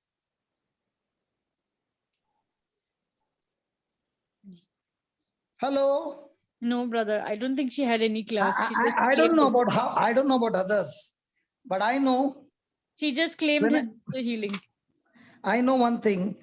When you believe in Jesus, you are born again. And when you are born again, you are active, you are anointed to go and work miracles and healings, because the potential of doing supernatural is already in you. The devil is a liar who is saying you need all the courses and you need to know the Bible from cover to cover. I would say you need to know Jesus. And if you know Jesus, he is the one who will teach you, not in the seminary, but he'll teach you right on the field. I don't think so. Jesus taught them in the seminary. He taught them on the way. Hello? Yes, brother. We taught them on the way. Yes. I don't know whether Simitra has gone to the seminary to learn any of the courses which she came and gave you. No, Papa. Baby, the times have changed. You're a small little baby, but having the potential to move mountains. Yes, brother. So change your thinking and talk to yourself and say to yourself that you are an apostle of Christ. You are an evangelist of Christ. You are a teacher who is teaching your own, what you have learned to somebody. Can I ask you a question? Yes, brother, surely. If you are in standard 5th, can you teach a child A for apple? Yes, surely. So what you have learned, there are many in the church who don't even know A for apple. You also did not know. Yes. I am not supposed to ask you the age, but might be you're 20, 25 or 30, whatever. But in all these years, you did not know Christ. You knew about Christ. So what did Simitra come and teach you? Big philosophy or A for apple? No, she actually and teaching A for apple could get you this result. What will happen?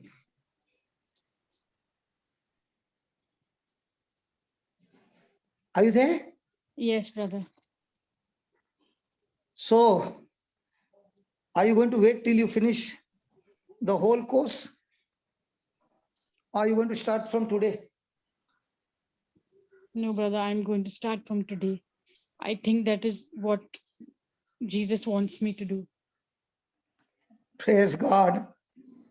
Hallelujah. That is what Jesus wants me to do. And that is what the early church did, They did not have training. They believed in the Holy Ghost and the Holy Ghost trained them. And the less you know, the better it is, because you are going to depend on Holy Spirit. Holy Spirit, tell me what to do, what to do, what to do, what to do. He's going to teach you. But when you know, you'll say, Holy Spirit, why don't you take a vacation and come? I can do this. You'll be a failure. God is looking for people who are not self-dependent, but who are totally dependent. Even if you know, you are saying, God, I'm still depending on you. Yes. So congratulations. Thank you, brother. Brother, there's one more thing I would like to share. Like, even last night, this coming and giving my testimony, even last night, the evil one was tempting me not to do it, because I keep getting these like temptation, because as I said, my drain, it suddenly leaked, and I was up the whole night. I wasn't sleeping. I was sitting down and trying to take a nap. And even that time, I just went back to I don't know what I was saying. I was just saying, this is not right what I'm seeing. He has healed me. Why what I'm seeing is just temporary. I kept saying that, and I just kept, the Spirit of the Lord is upon me. He has anointed me and set me free. I said that, and I think for, I don't know, 45 minutes, I was just saying that, and I just fell off to sleep in a sitting position, because that drain had erupted and, leaked, and I was in a mess. I had to clean myself up. So even till last night, I was thinking, after that, the thought came to me, should I cancel? I have not slept. I have not this. But then I said, no, it is what the evil one wants for me to not give my testimony and not say how great my God is and how much he has healed me. So I will, even in this situation, I will give my testimony. So do you know, the Bible says, even if the devil means for evil, God makes it good. God always turns it for good. I'll tell you, let's say you had good sleep, absolute good sleep. You would get up in the morning fresh and come and sit here, right? Yeah. But when you woke up and the devil started putting pressure on you, did you call Simitra? Yes. You called Simitra at night? No, brother, I did not call Simitra. Good. Good. In fact, I didn't even tell her this morning. I didn't even tell her this morning. Okay. So when the temptation began, what did you do? You now know to on the generator. So you're on the generator by saying, the Spirit of the Lord is upon me. My God himself has anointed me. He has filled me with his love and set me free from all evil. Correct?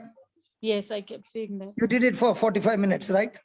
Yes, Father. Yes, brother, maybe longer. I don't know. I just Yeah, okay. And you fell off to sleep. Yes. Now, did you sleep with more substance in you because of that waking up? Yes, I slept with And most that's exactly what James 1:12 says. See it yourself. You see it yourself.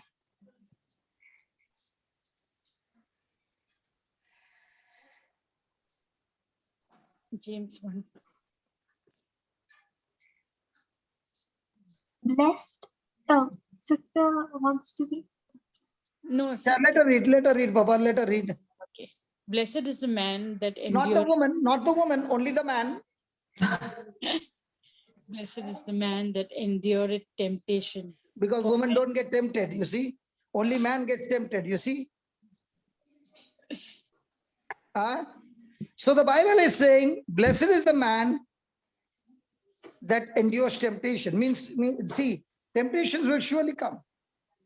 But blessed is the man that does not give into temptation. And what is temptation? Temptation is a force that is on your mind, that is in your thinking, that is forcing you to move in a direction away from God is temptation. So this thought was saying, don't share your testimony. yes. And you endured it, and you did not keep your mouth shut. You started the engine, and you kept saying those words, and you fell off to sleep. Now, even when you fell off to sleep, the generator was still on because you slept with the word. And when you got up in the morning, that substance was so much loaded that when you came to share your testimony, it looks like the same girl is sharing the testimony, but now the words are filled with substance called faith.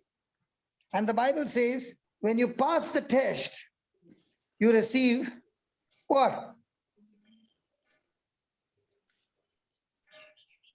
Hey, no giving answer, huh? Naughty girl. No giving answer. Crown of life. Look at the screen and tell me. The crown You of shall life. receive what? The crown of life. So now what's on your head? The crown of victory. So how many crowns you got? A lot of crowns, I think. You get only one crown. But the more tests you pass, it starts getting brighter and brighter. Okay.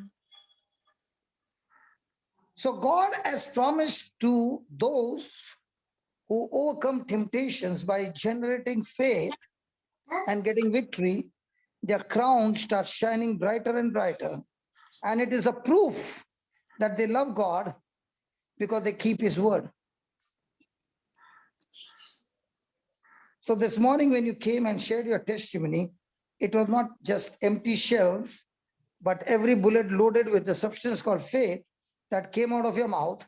And those who are hearing you right now, let me tell you, those who are hearing you right now, that anointing that is in the word has already started the battle in them, and they don't even know that the healing has already taken place, and they are surprised and they'll say, I just went there and I was sitting there and listening, and I don't know when I got healed.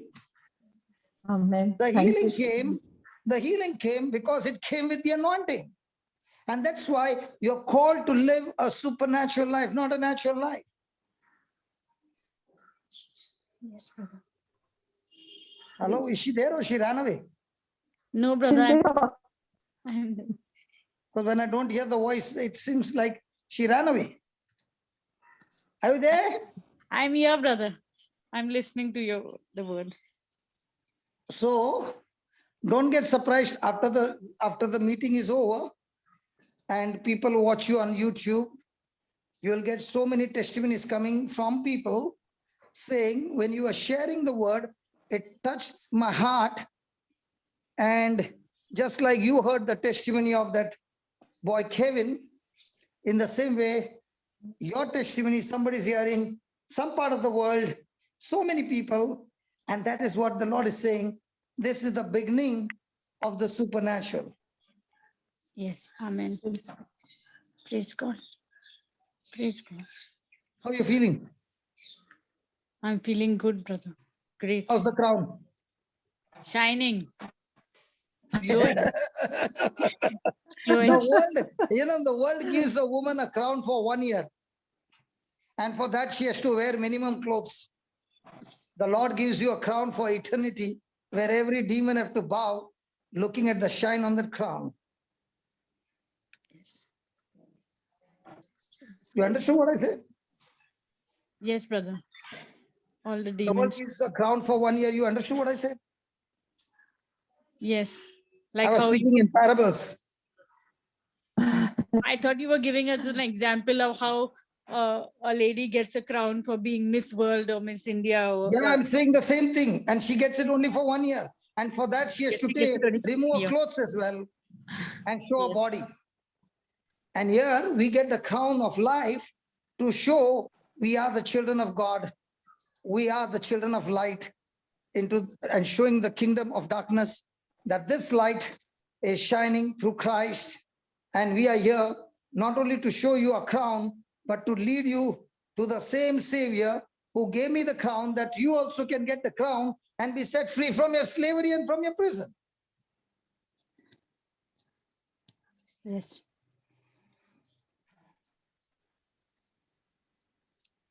Some of them are adjusting their crowns.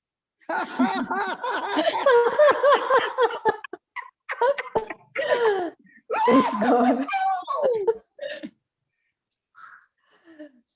Praise God.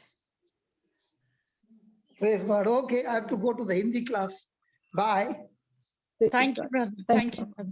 Thanks. Thank you. And thanks, Thank you, Simitra, Papa. for giving me a chance. Thank you, Thank you so Papa, much. for being with us and sharing the word of Yeah, God with next us. Monday I'm there again. Yes, Next Papa. Monday I will be in the English class. I won't be there. There will be English retreat going on. Not in Nelladi, but surely on Zoom, starting from the 16th evening. Okay, Papa. Okay. Yeah. God bless you all. We love you. Thank you, Papa. Thank you, Papa. Bye-bye.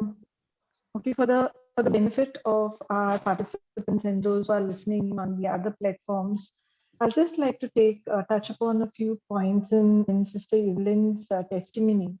Now, she spoke about having to do about 6 chemotherapy, but because of the fistula, having the trouble, she could only do 2. And then over this period of time wherein she could not take chemotherapy, and eventually she got the word of God, and she received it and started believing and confessing in a period of less than 6 weeks. She has seen her manifestation.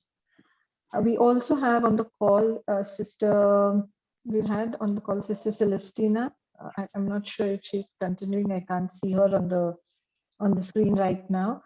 She is another sister who has come and shared on the platform how when she was supposed to be taking 6 chemotherapy cycles, when she had finished with 3, the family was afflicted with COVID. She had to stop taking the chemotherapy. And then eventually when the situation was settled, and before she was asked to resume her therapy, she went in for a scan, and the doctor found no trace of sickness in her body whatsoever. So here we have had in the last barely 2 months time period, 2 sisters coming on this platform and sharing how even though the chemotherapy that was prescribed was not taken for reasons due to medical condition, that they didn't choose not to take it, but they could not take it because of the circumstance. And during that journey, they have been holding on to the word of God, renewing their mind, confessing the scriptures. And when they have been led to further investigations, it has shown that even though the treatment had stopped, but whatever medicine they had taken from the God's word, the God's medicine that was taken, went about and destroyed the infirmity in their body, giving them a good report. Praise God. Praise So, God. so here, as I'm the reason why I'm emphasizing on this is my dear brothers and sisters, not for us to think or do not get me wrong, that it's not for me or any of us to say that we do not require to take the medicine that is prescribed by the doctor.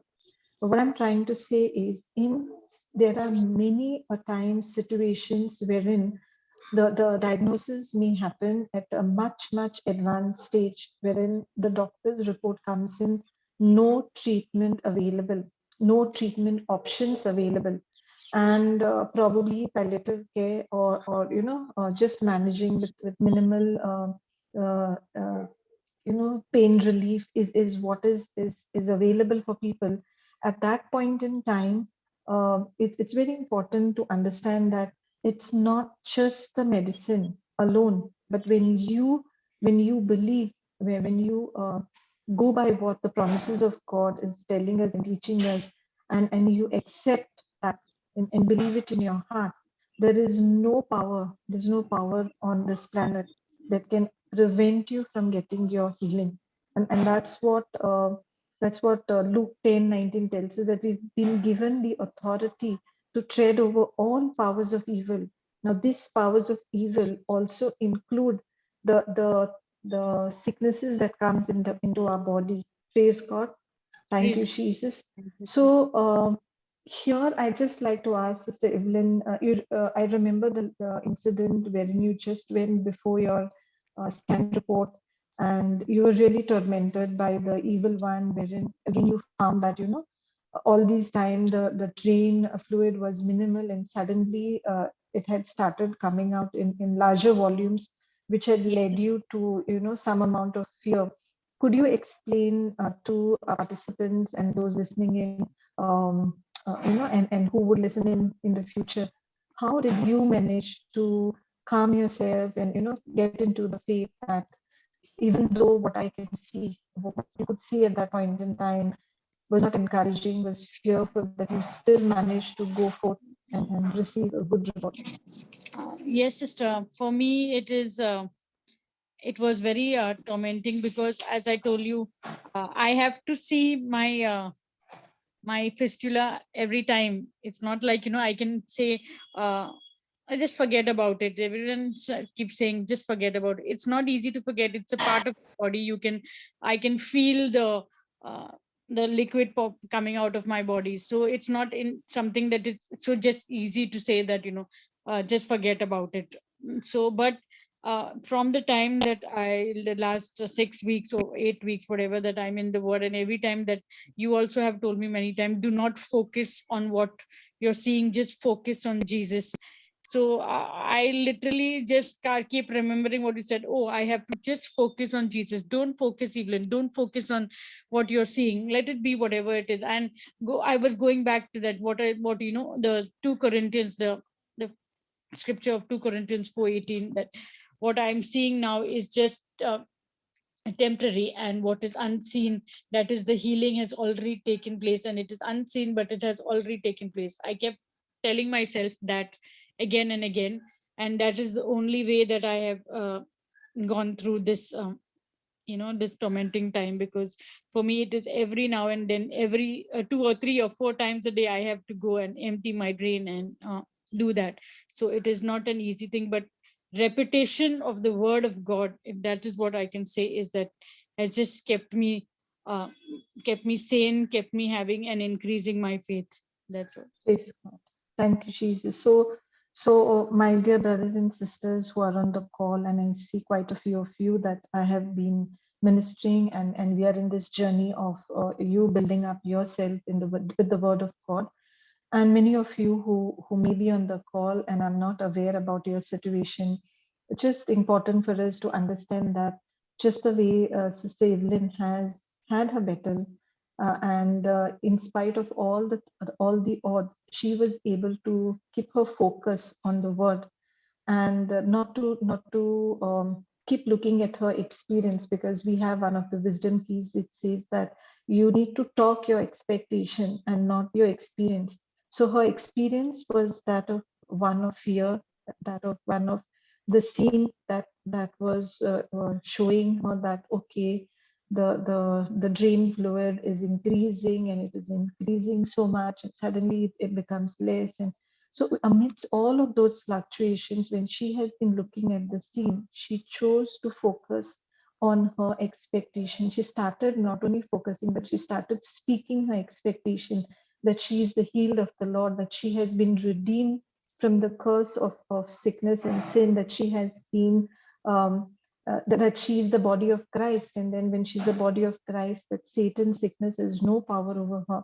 And that is exactly what is required for us to understand and claim for our own self. Because what I have been able to go out and share with Sister Evelyn has been my own experience with the Word of God. Because I had been, in fact, Sister Evelyn has been a very spiritual woman.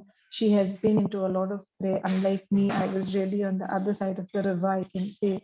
But the moment I came into the understanding of so it just started with repentance, followed by um, understanding of the word of God, coming into the phase of obedience, the phase of forgiveness, and also, of course, correction. So when I started with the word of God over and over again, repeating it, speaking it out of my mouth, and what results I saw, I really believe that what I have received freely from Jesus, I needed to go out and tell it to others. It was like, going to the rooftop and telling, like, this is what is our inheritance, and this is what is your inheritance. And God is not partial. And today I'm saying it to you, that the Lord is not partial. The Jesus who has healed me, the Jesus who has healed Evelyn, has healed each one of us. The healings are already deposited into our spiritual account. We are only called to exercise our faith and withdraw that, pull that healing into our physical bodies, and begin to see that manifestation into our bodies. Praise God. Praise God. Thank you, Jesus. Thank you, Jesus. So, Sister Evelyn, another thing I'd like to, what I would like you to share is, you spoke about your mom having had the similar diagnosis, the affliction, Yes. and having gone through and succumbed to the sickness. So, how would your experience, your past memory of your mother's sickness and your diagnosis, what would have been the things that played up, and how does that fall into place at this point in time? The reason why I'm asking is because, we have many cases wherein we find that, especially in cases like breast cancer, ovarian cancer, we see that, when the mother has had these sicknesses, we see that it is getting transferred into the daughters. And then it's like, a lot of fear being built up in people when they come to know that, okay, the mother had it, or the sibling had it, so now they are in line next. So a lot of pressure and a lot of fear building up. Like, I just wanted to you to share how you would have battled this. Yes, sister. For me, it was when I was diagnosed with the ovarian cancer. It was almost like reliving what my mother went through. And it was not too long ago. It's just been 3 years now that I looked after her. So it was quite fresh in my mind. So for me, it's like every step of the way, I would compare. Oh yes, this happened to mom, it's happening to me. Oh, this is one of the symptoms with mom. Oh, it's happening to me. So those it was very influential in creating a lot of negative energy, I would say, negative feelings in my mind. Definitely having that background, and that that she went through a similar thing and she succumbed to the illness. uh, but obviously my mother was diagnosed at a very later stage, where the doctors, in fact, at that time told us, there's no need of giving you chemo or giving her chemo, because she just has 3 4 months to live. But we still tried. We told them, no, we have to give it a try. And that time we gave her 6 cycles of chemo, and she survived about 18 months. But uh, it is a very traumatic experience, because you know what the doctors are saying, you know exactly, you have experience in the kind of effects the chemo has. So every step of the way it was holding me back. And my mother also was a very religious person, in fact much more religious than me, I would say. A regular church goer, and she volunteered for various services in the church, the ladies fidelity, the altar decorator, all those kind of things. She was very well known in the church because of all the service that she gave to the church. So it made me also think that someone has already given so much of their time and their energy, and what does God expect? So those negative feelings, like why did God have to do that to her? And now me at this age, do I have to go through it? I looked after me. It's said in the Bible, like you honor your parents, you honor your mother and father, and you do not leave them in old age. And I did not leave my parents, and I held my mother's hand till the last breath. She never wanted to go into a home, at the last stage, when we have one of these homes here in Mumbai, Shanti Avedna, but she was very dead against it. No, I will not go there. She was frightened. So then me and my sister decided that, we will look after her there in the house itself. And it is not a very pleasant thing to go through, sister. So when I seen that played in my mind for months and months, even after her death, how she passed away and the last few days. It is very traumatic, but so I think basically it just gave me a lot of more negative impact as I was going through this. Praise God. So now, I remember you saying that you've been confessing Galatians 3:13, wherein Christ has redeemed you from the curse of the Curse law. of the law. Sister Fedora, can you put up that scripture? And I'll just like to briefly take through that scripture.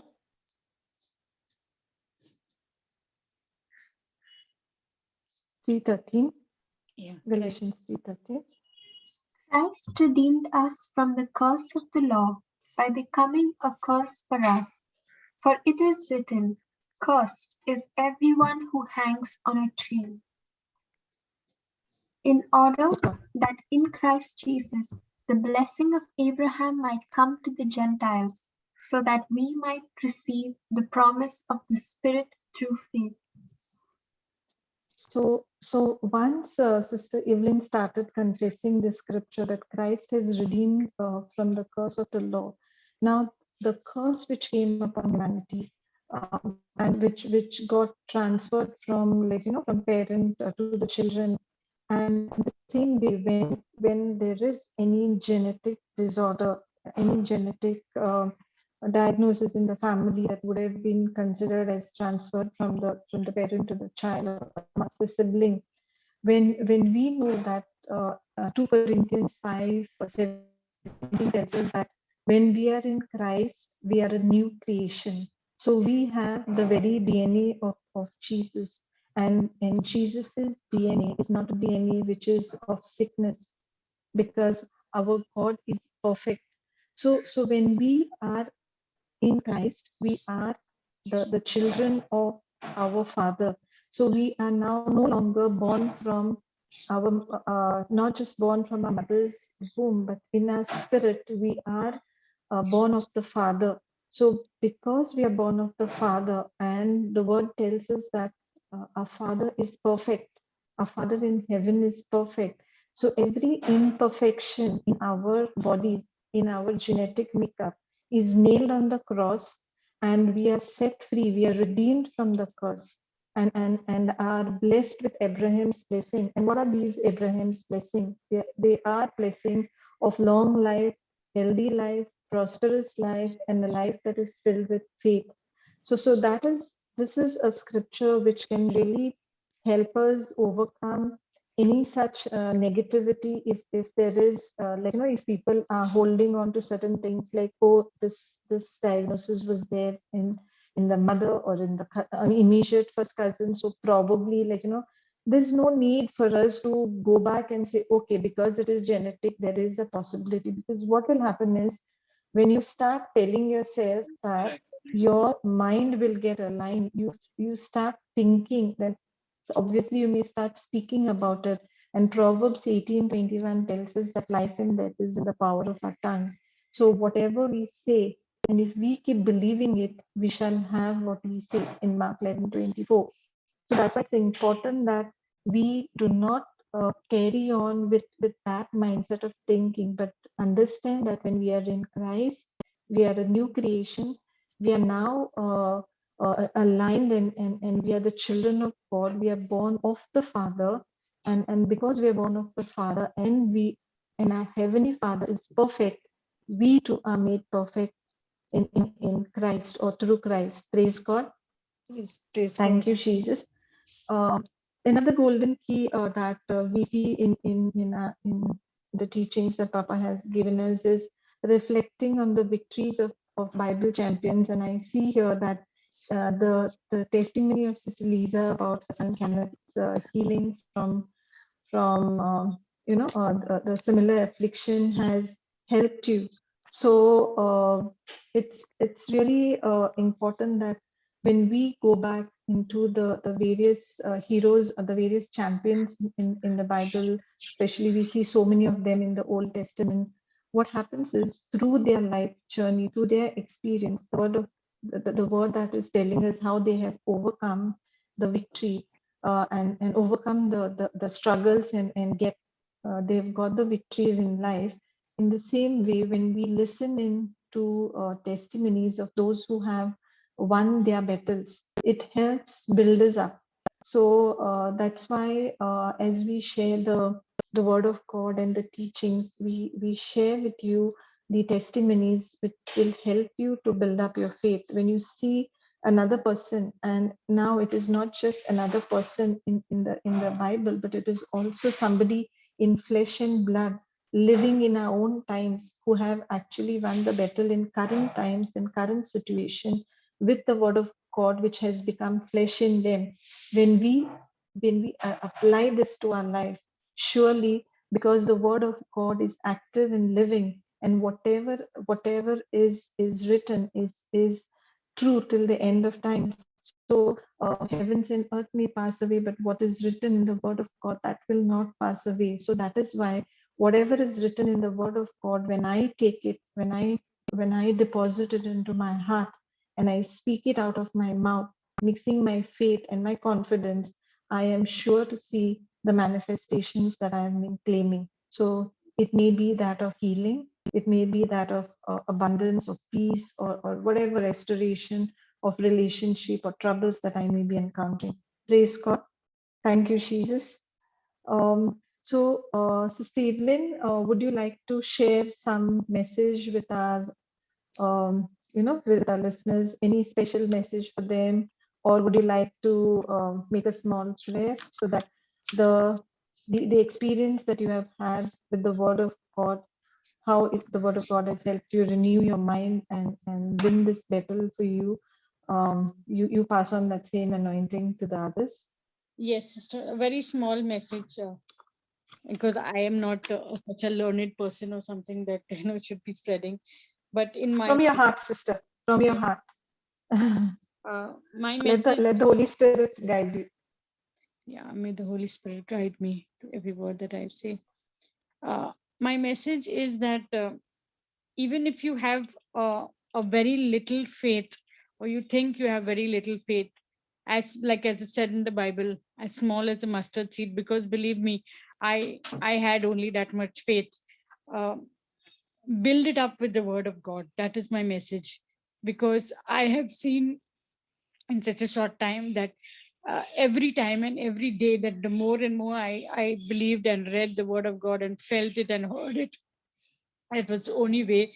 And not just by blindly reading the Bible, just by understanding scriptures. That is the way to build our faith. That is the only thing. So don't keep thinking that, oh, I have so little faith, and that's why my manifestations are not coming true. It is just, we have to build our faith more and more with the word of God, because we are very people of very little faith. We have to just keep on increasing our faith. That is the only way to increase our faith. And I thank the Heavenly Father, and I thank our Lord Jesus Christ and the Divine Holy Spirit for giving me this opportunity to share my testimony. and for everything that they have done for me and for all my brothers and sisters here who have gathered. Uh, I thank the precious Lord, Abba Father, for every moment of every day that He has given me, and for having bringing us here together today to share this wonderful journey of our lives and experiences that we are sharing here on this platform.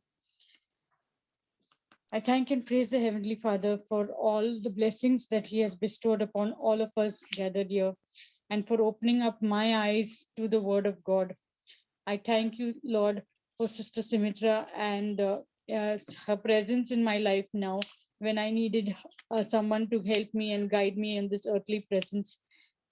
I thank you also for Brother Johnson and for all his preachings, because I know now that they are touching so many thousands and lakhs and millions of people all around the world, like the way they have touched me.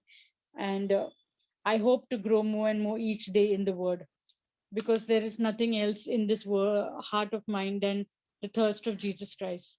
In Jesus' name, I pray this. Thank you, Jesus. Praise you, Jesus, Lord. Amen, amen, Amen. and amen. Thank you, Jesus. Praise you, Jesus. Thank you. Thank you, sister. Thank you, Thank Sister Evelyn. Thank you so much for sharing your journey with us. And I'm sure it has helped so many, and it will continue to inspire others to go back to your testimony again and see how you have been comforted with the word, and they themselves receive that same comfort. Praise God. So do Praise we God. have Sister Fedora, are there any questions or any requests on the chat? I've not had a chance to look at it.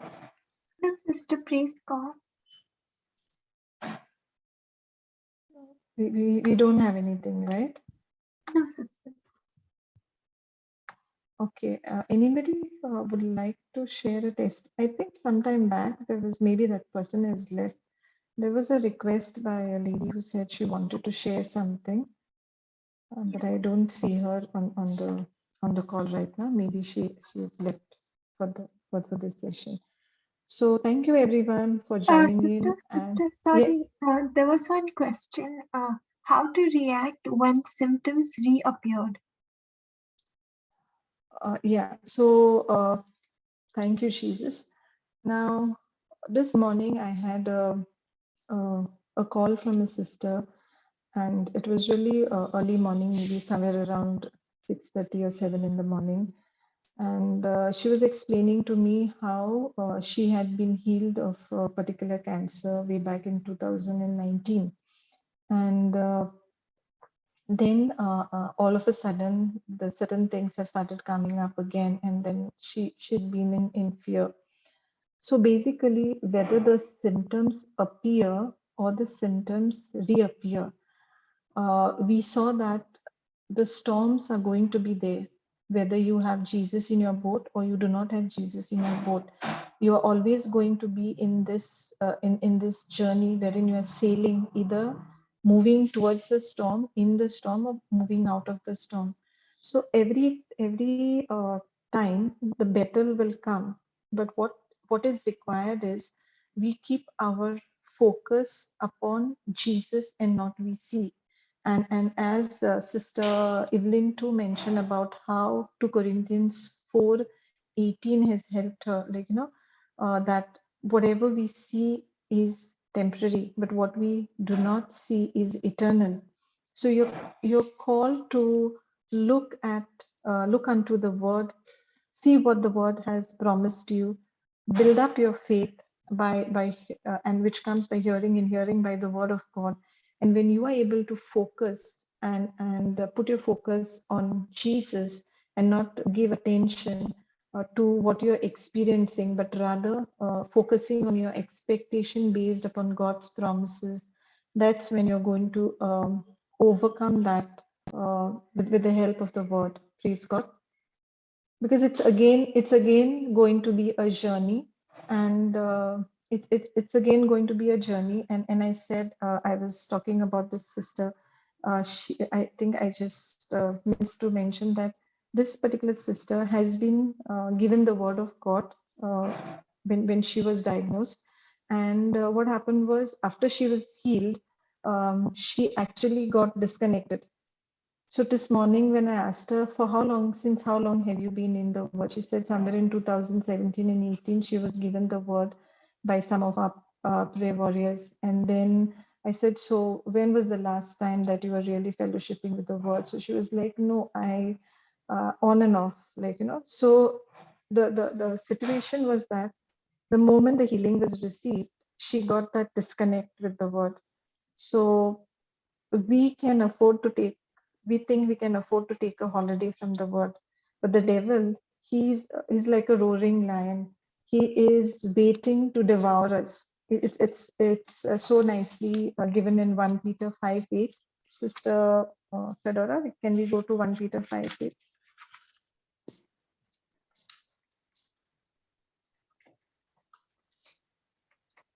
Discipline yourselves. Keep alert. Like a roaring lion, your advisory, the devil prowls around, looking for someone to devour. Praise God. So if we are not continuing in the word of God, and if we are not living our lives according to the teachings, and not being alert or not being vigilant, what happens is the adversary, that is the devil, is like a roaring lion. He's just he's prowling around looking for someone to devour. So when if you see in programs like, say, the net show programs, when you see the videos in the wild, they sometimes show this events wherein there is a lion, maybe uh, waiting and looking at some deers or some animals gazing. And if you see, like, it'll always look at someone who's weak or who's wounded, and will target that particular animal, so that, when the attacks or the onslaught starts, the lion starts chasing the animal. He will catch hold of that one who's weak or who's wounded. And that's what happens when we do not continue in the word, we do not remain alert, we do not remain vigilant. That's when the adversary is just waiting to devour us. So if the things are coming up again, it would be a good time for us to get back onto the word, get ourselves, our attention, our focus, and get to studying and believing in God's promises, speaking them out of our mouth, so that we speak our faith, and that's what we can then see manifest as a healing in our lives. Praise God. Thank you, But, Jesus. sister, there Does was that? another question. Can you briefly review how can we generate faith, which is a substance? See, today, Papa explained that in the beginning. I'm not sure if the person was available. If we take the situation, Papa took the example of the woman with issue of blood. Now, what had happened in her case? She had not really met up with Jesus, but she had only heard about Jesus. And what did she hear about Jesus? That Jesus was going about healing the sick, delivering the people who were powered by the devil. So when she heard, there was faith that came into her, because the Bible tells us in Romans 10:17 that faith comes by hearing, and by hearing the word of God. So what she heard brought in faith. Now all of us are given measure of faith. Now that measure of faith is given to us, if we see that in Romans 12:2. Romans 12:2. Praise God. Do not be conformed to this world, but be transformed by the renewing of your minds, so that you may discern what is the will of God, what is good and acceptable and perfect. Praise God. I think it is Romans 12:3. I got it wrong. Speaks about a measure of faith. For by the grace given to me, I say to everyone among you, not to think of yourselves more highly than you ought to think, but to think with sober judgment, each according to the measure of faith that God has assigned. Praise God. So each of us have been given a measure of faith. Now, this measure of faith which is given, I can grow faith. Just as a farmer takes the seeds and he plants the seeds, and those seeds grow and come out with a crop or a harvest, I too can grow faith. And how am I going to grow faith? I can grow faith by my hearing and by hearing the word of God. So that means hearing of the word and meditating upon it and then speaking it out of my mouth. When I deposit the word in my heart, this is what is going to help us grow faith. And that's why Papa said, when this woman, she heard about Jesus, she started to say to herself. So sister, can we go to Mark 5, I think it is 28, 27, 28.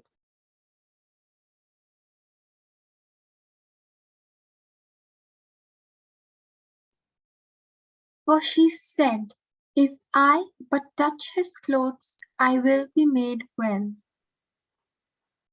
Praise God. So what she was doing is, if you look at Mark 5:27, she had heard about Jesus. So the step one was that she heard about Jesus. After having heard about Jesus, what was she doing? She said, if I but touch his clothes. So it was her faith that only if she touches the clothes of Jesus, she will be made well.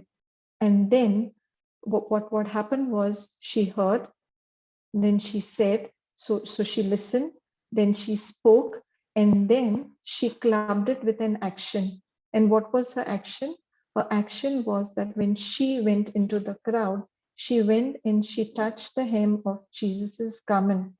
And just as she believed, she received the manifestation, that she felt it in her body, that the fountain of the flow of blood had just stopped. So praise God.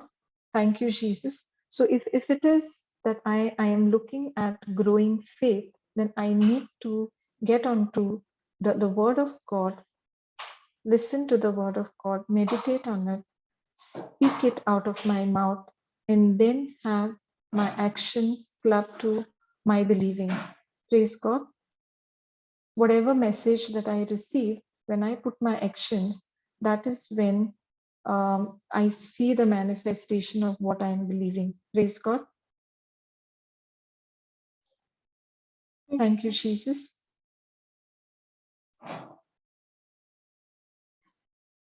Sister Fedora, do we have any more questions? Yes, I one brother has put, or sister, I have a question. Why did Jesus only heal one person near the pool?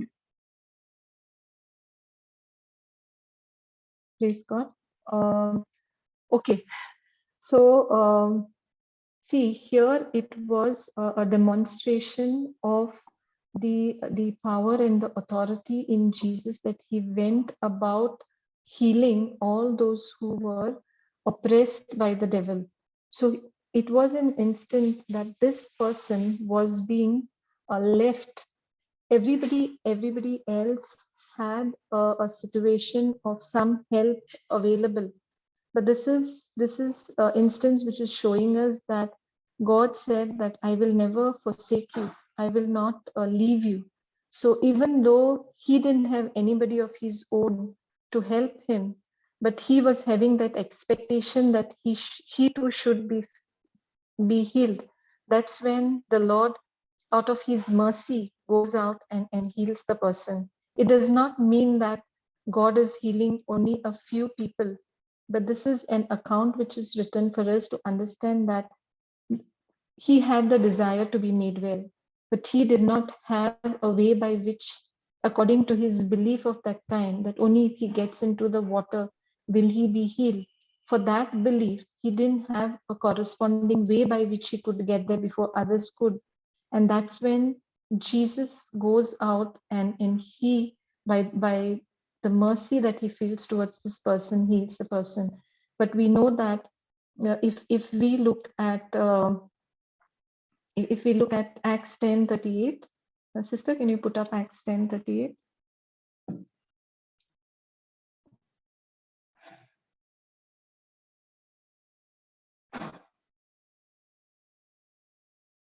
How God anointed Jesus of Nazareth with the Holy Spirit and with power, how he went about doing good and healing all who were oppressed by the devil, for God was with him.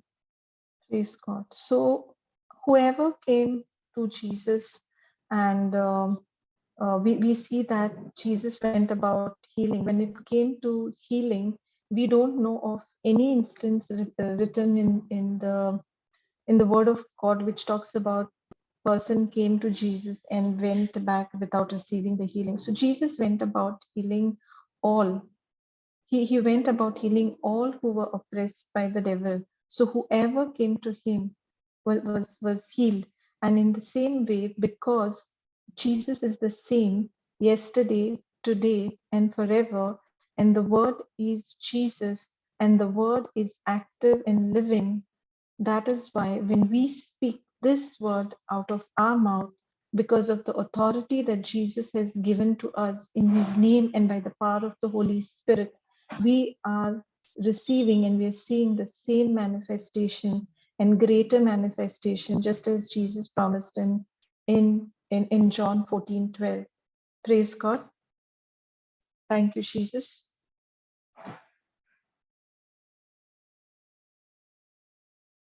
Thank you, Jesus. Very truly, I tell you, the one who believes in me will also do the works that I do, and, in fact, will do greater works than these, because I am going to the Father. Praise God. So now, for us, what is more important is to understand that this authority has already been given to a believer, because it says that the one who believes in me. And if we pair this with John 14:12 with Mark 16:17, Sister Fedora, can you take us there? And these signs will accompany those who believe. By using my name, they will cast out demons, they will speak in new tongues, they will pick up snakes in their hands, and if they drink any deadly thing, it will not hurt them. They will lay their hands on the sick and they will recover. Praise God. So here we see that the criteria is for those who believe in Jesus by using his name. Jesus has given us this authority. So we are empowered, we are authorized to go out and heal all those who are sick. Because when we lay our hands on the sick in the name of Jesus, by believing in him as the Son of God and in his resurrection, we are empowered to do just as Jesus healed, we are empowered to heal others. Praise God. Thank you, Jesus. Praise God. Thank you, sister, for Thank you, answering the Jesus. question. Praise God. Do we have any further questions? One second, just check on YouTube as well. I have another question. Do we need to get the Rhema for the word to manifest in the natural realm? I repeat, do we need to get the Rhema for the word to manifest in the natural realm? Surely, because see what happens is when you are stepping out in faith and you are exercising, the person who is receiving the manifestation can get that benefit of manifestation, even though that person may not really have that much understanding of faith. But by the anointing that is in the person who is speaking, or who is speaking for that person, when that person is exercising, that person would have had the Rhema word. And that is why through the anointing of the Holy Spirit in the name of Jesus, this person is able to exercise. But it's not that, when it comes to a healing, the person may experience the healing as a one-off case. But if the person does not continue in the word, then you will find a situation that that person would at some point in time come back and reverse, because that person has not grown in the word. So it's just like, supposing I have my car, and I have my car uh, which has a battery which is drained off, and I may just get a quick jump start with getting another person's battery, or just get a start. But it doesn't mean that, every time I'm going to drain off and expect help. I need to recharge. I mean, I need to get my battery charged up. So in the same way, I cannot say I will keep going to another person who's anointed. So every time I am feeling unwell or I am sick, I know whom I need to go to. I must tell you, it really won't work that way. God in his mercy can have you experiencing signs and wonders one time, two times, but it will not work every time. You you may experience the goodness of the Lord at one or two times, and these manifestation is something which will help you get onto the word. But each one of us are called to grow in our relationship. These experiences that we have as one of instances is something which are expected to help us get onto the word, to get on into a relationship with God, so that we have a personal relationship with God. So surely, when we start fellowshipping with the word of God, the word of God which we read then comes alive, becomes flesh. Praise God. Thank you, Jesus. Thank you, Jesus. So if we do not, I think we have already overshot the time. And if we don't have any more questions, then let us wind up for the day. Sister Fedora, would you like to make a very short closing prayer? Yes, sister. In the name of the Father, and of the Son, and of the Holy And of the Spirit. Holy Spirit. Amen. Thank you, Lord Jesus, for this wonderful time that we had with you, our Father, to learn your word, Lord Jesus. Thank you for teaching us that we can overcome every situation, every storm in our lives through the blood of Jesus, and by using and generating the substance faith in our hearts, our Father. Thank you, Holy Spirit, that you're giving us the understanding of the word as we get into your word deeper and deeper, wanting to understand our Father. Thank you, Lord Jesus, that this seed of faith that is sown into our hearts, we are going out and giving it to others and being a blessing to others with the guidance of the Holy Spirit. And thank you, Lord Jesus, that this seed is producing harvest of 30, 60, and hundreds. We thank you, Lord. We praise you, Jesus. We make this prayer in the mighty name of Jesus. We pray and ask, Amen. Amen. Amen. Amen. Thank you, Jesus. Thank you, Sister Fedora, Sister Evelyn, for having come and shared your testimony. I thank all the participants who have asked in their questions, because it helps us understand better. In any case, if anyone needs to get connected to me or any of the warriors, the details are posted in the chat. My number is displayed against my name. You can contact me for any support, especially for those people who are going through the affliction of cancer. Sorry, I'll sister. be more than happy to take you to the journey. Praise God. Sorry, sister. The person was saying he meant or she meant by repeatedly speaking the word over a situation, does it become Rhema? Oh, the live stuff. Okay, no problem. Maybe next time we can address.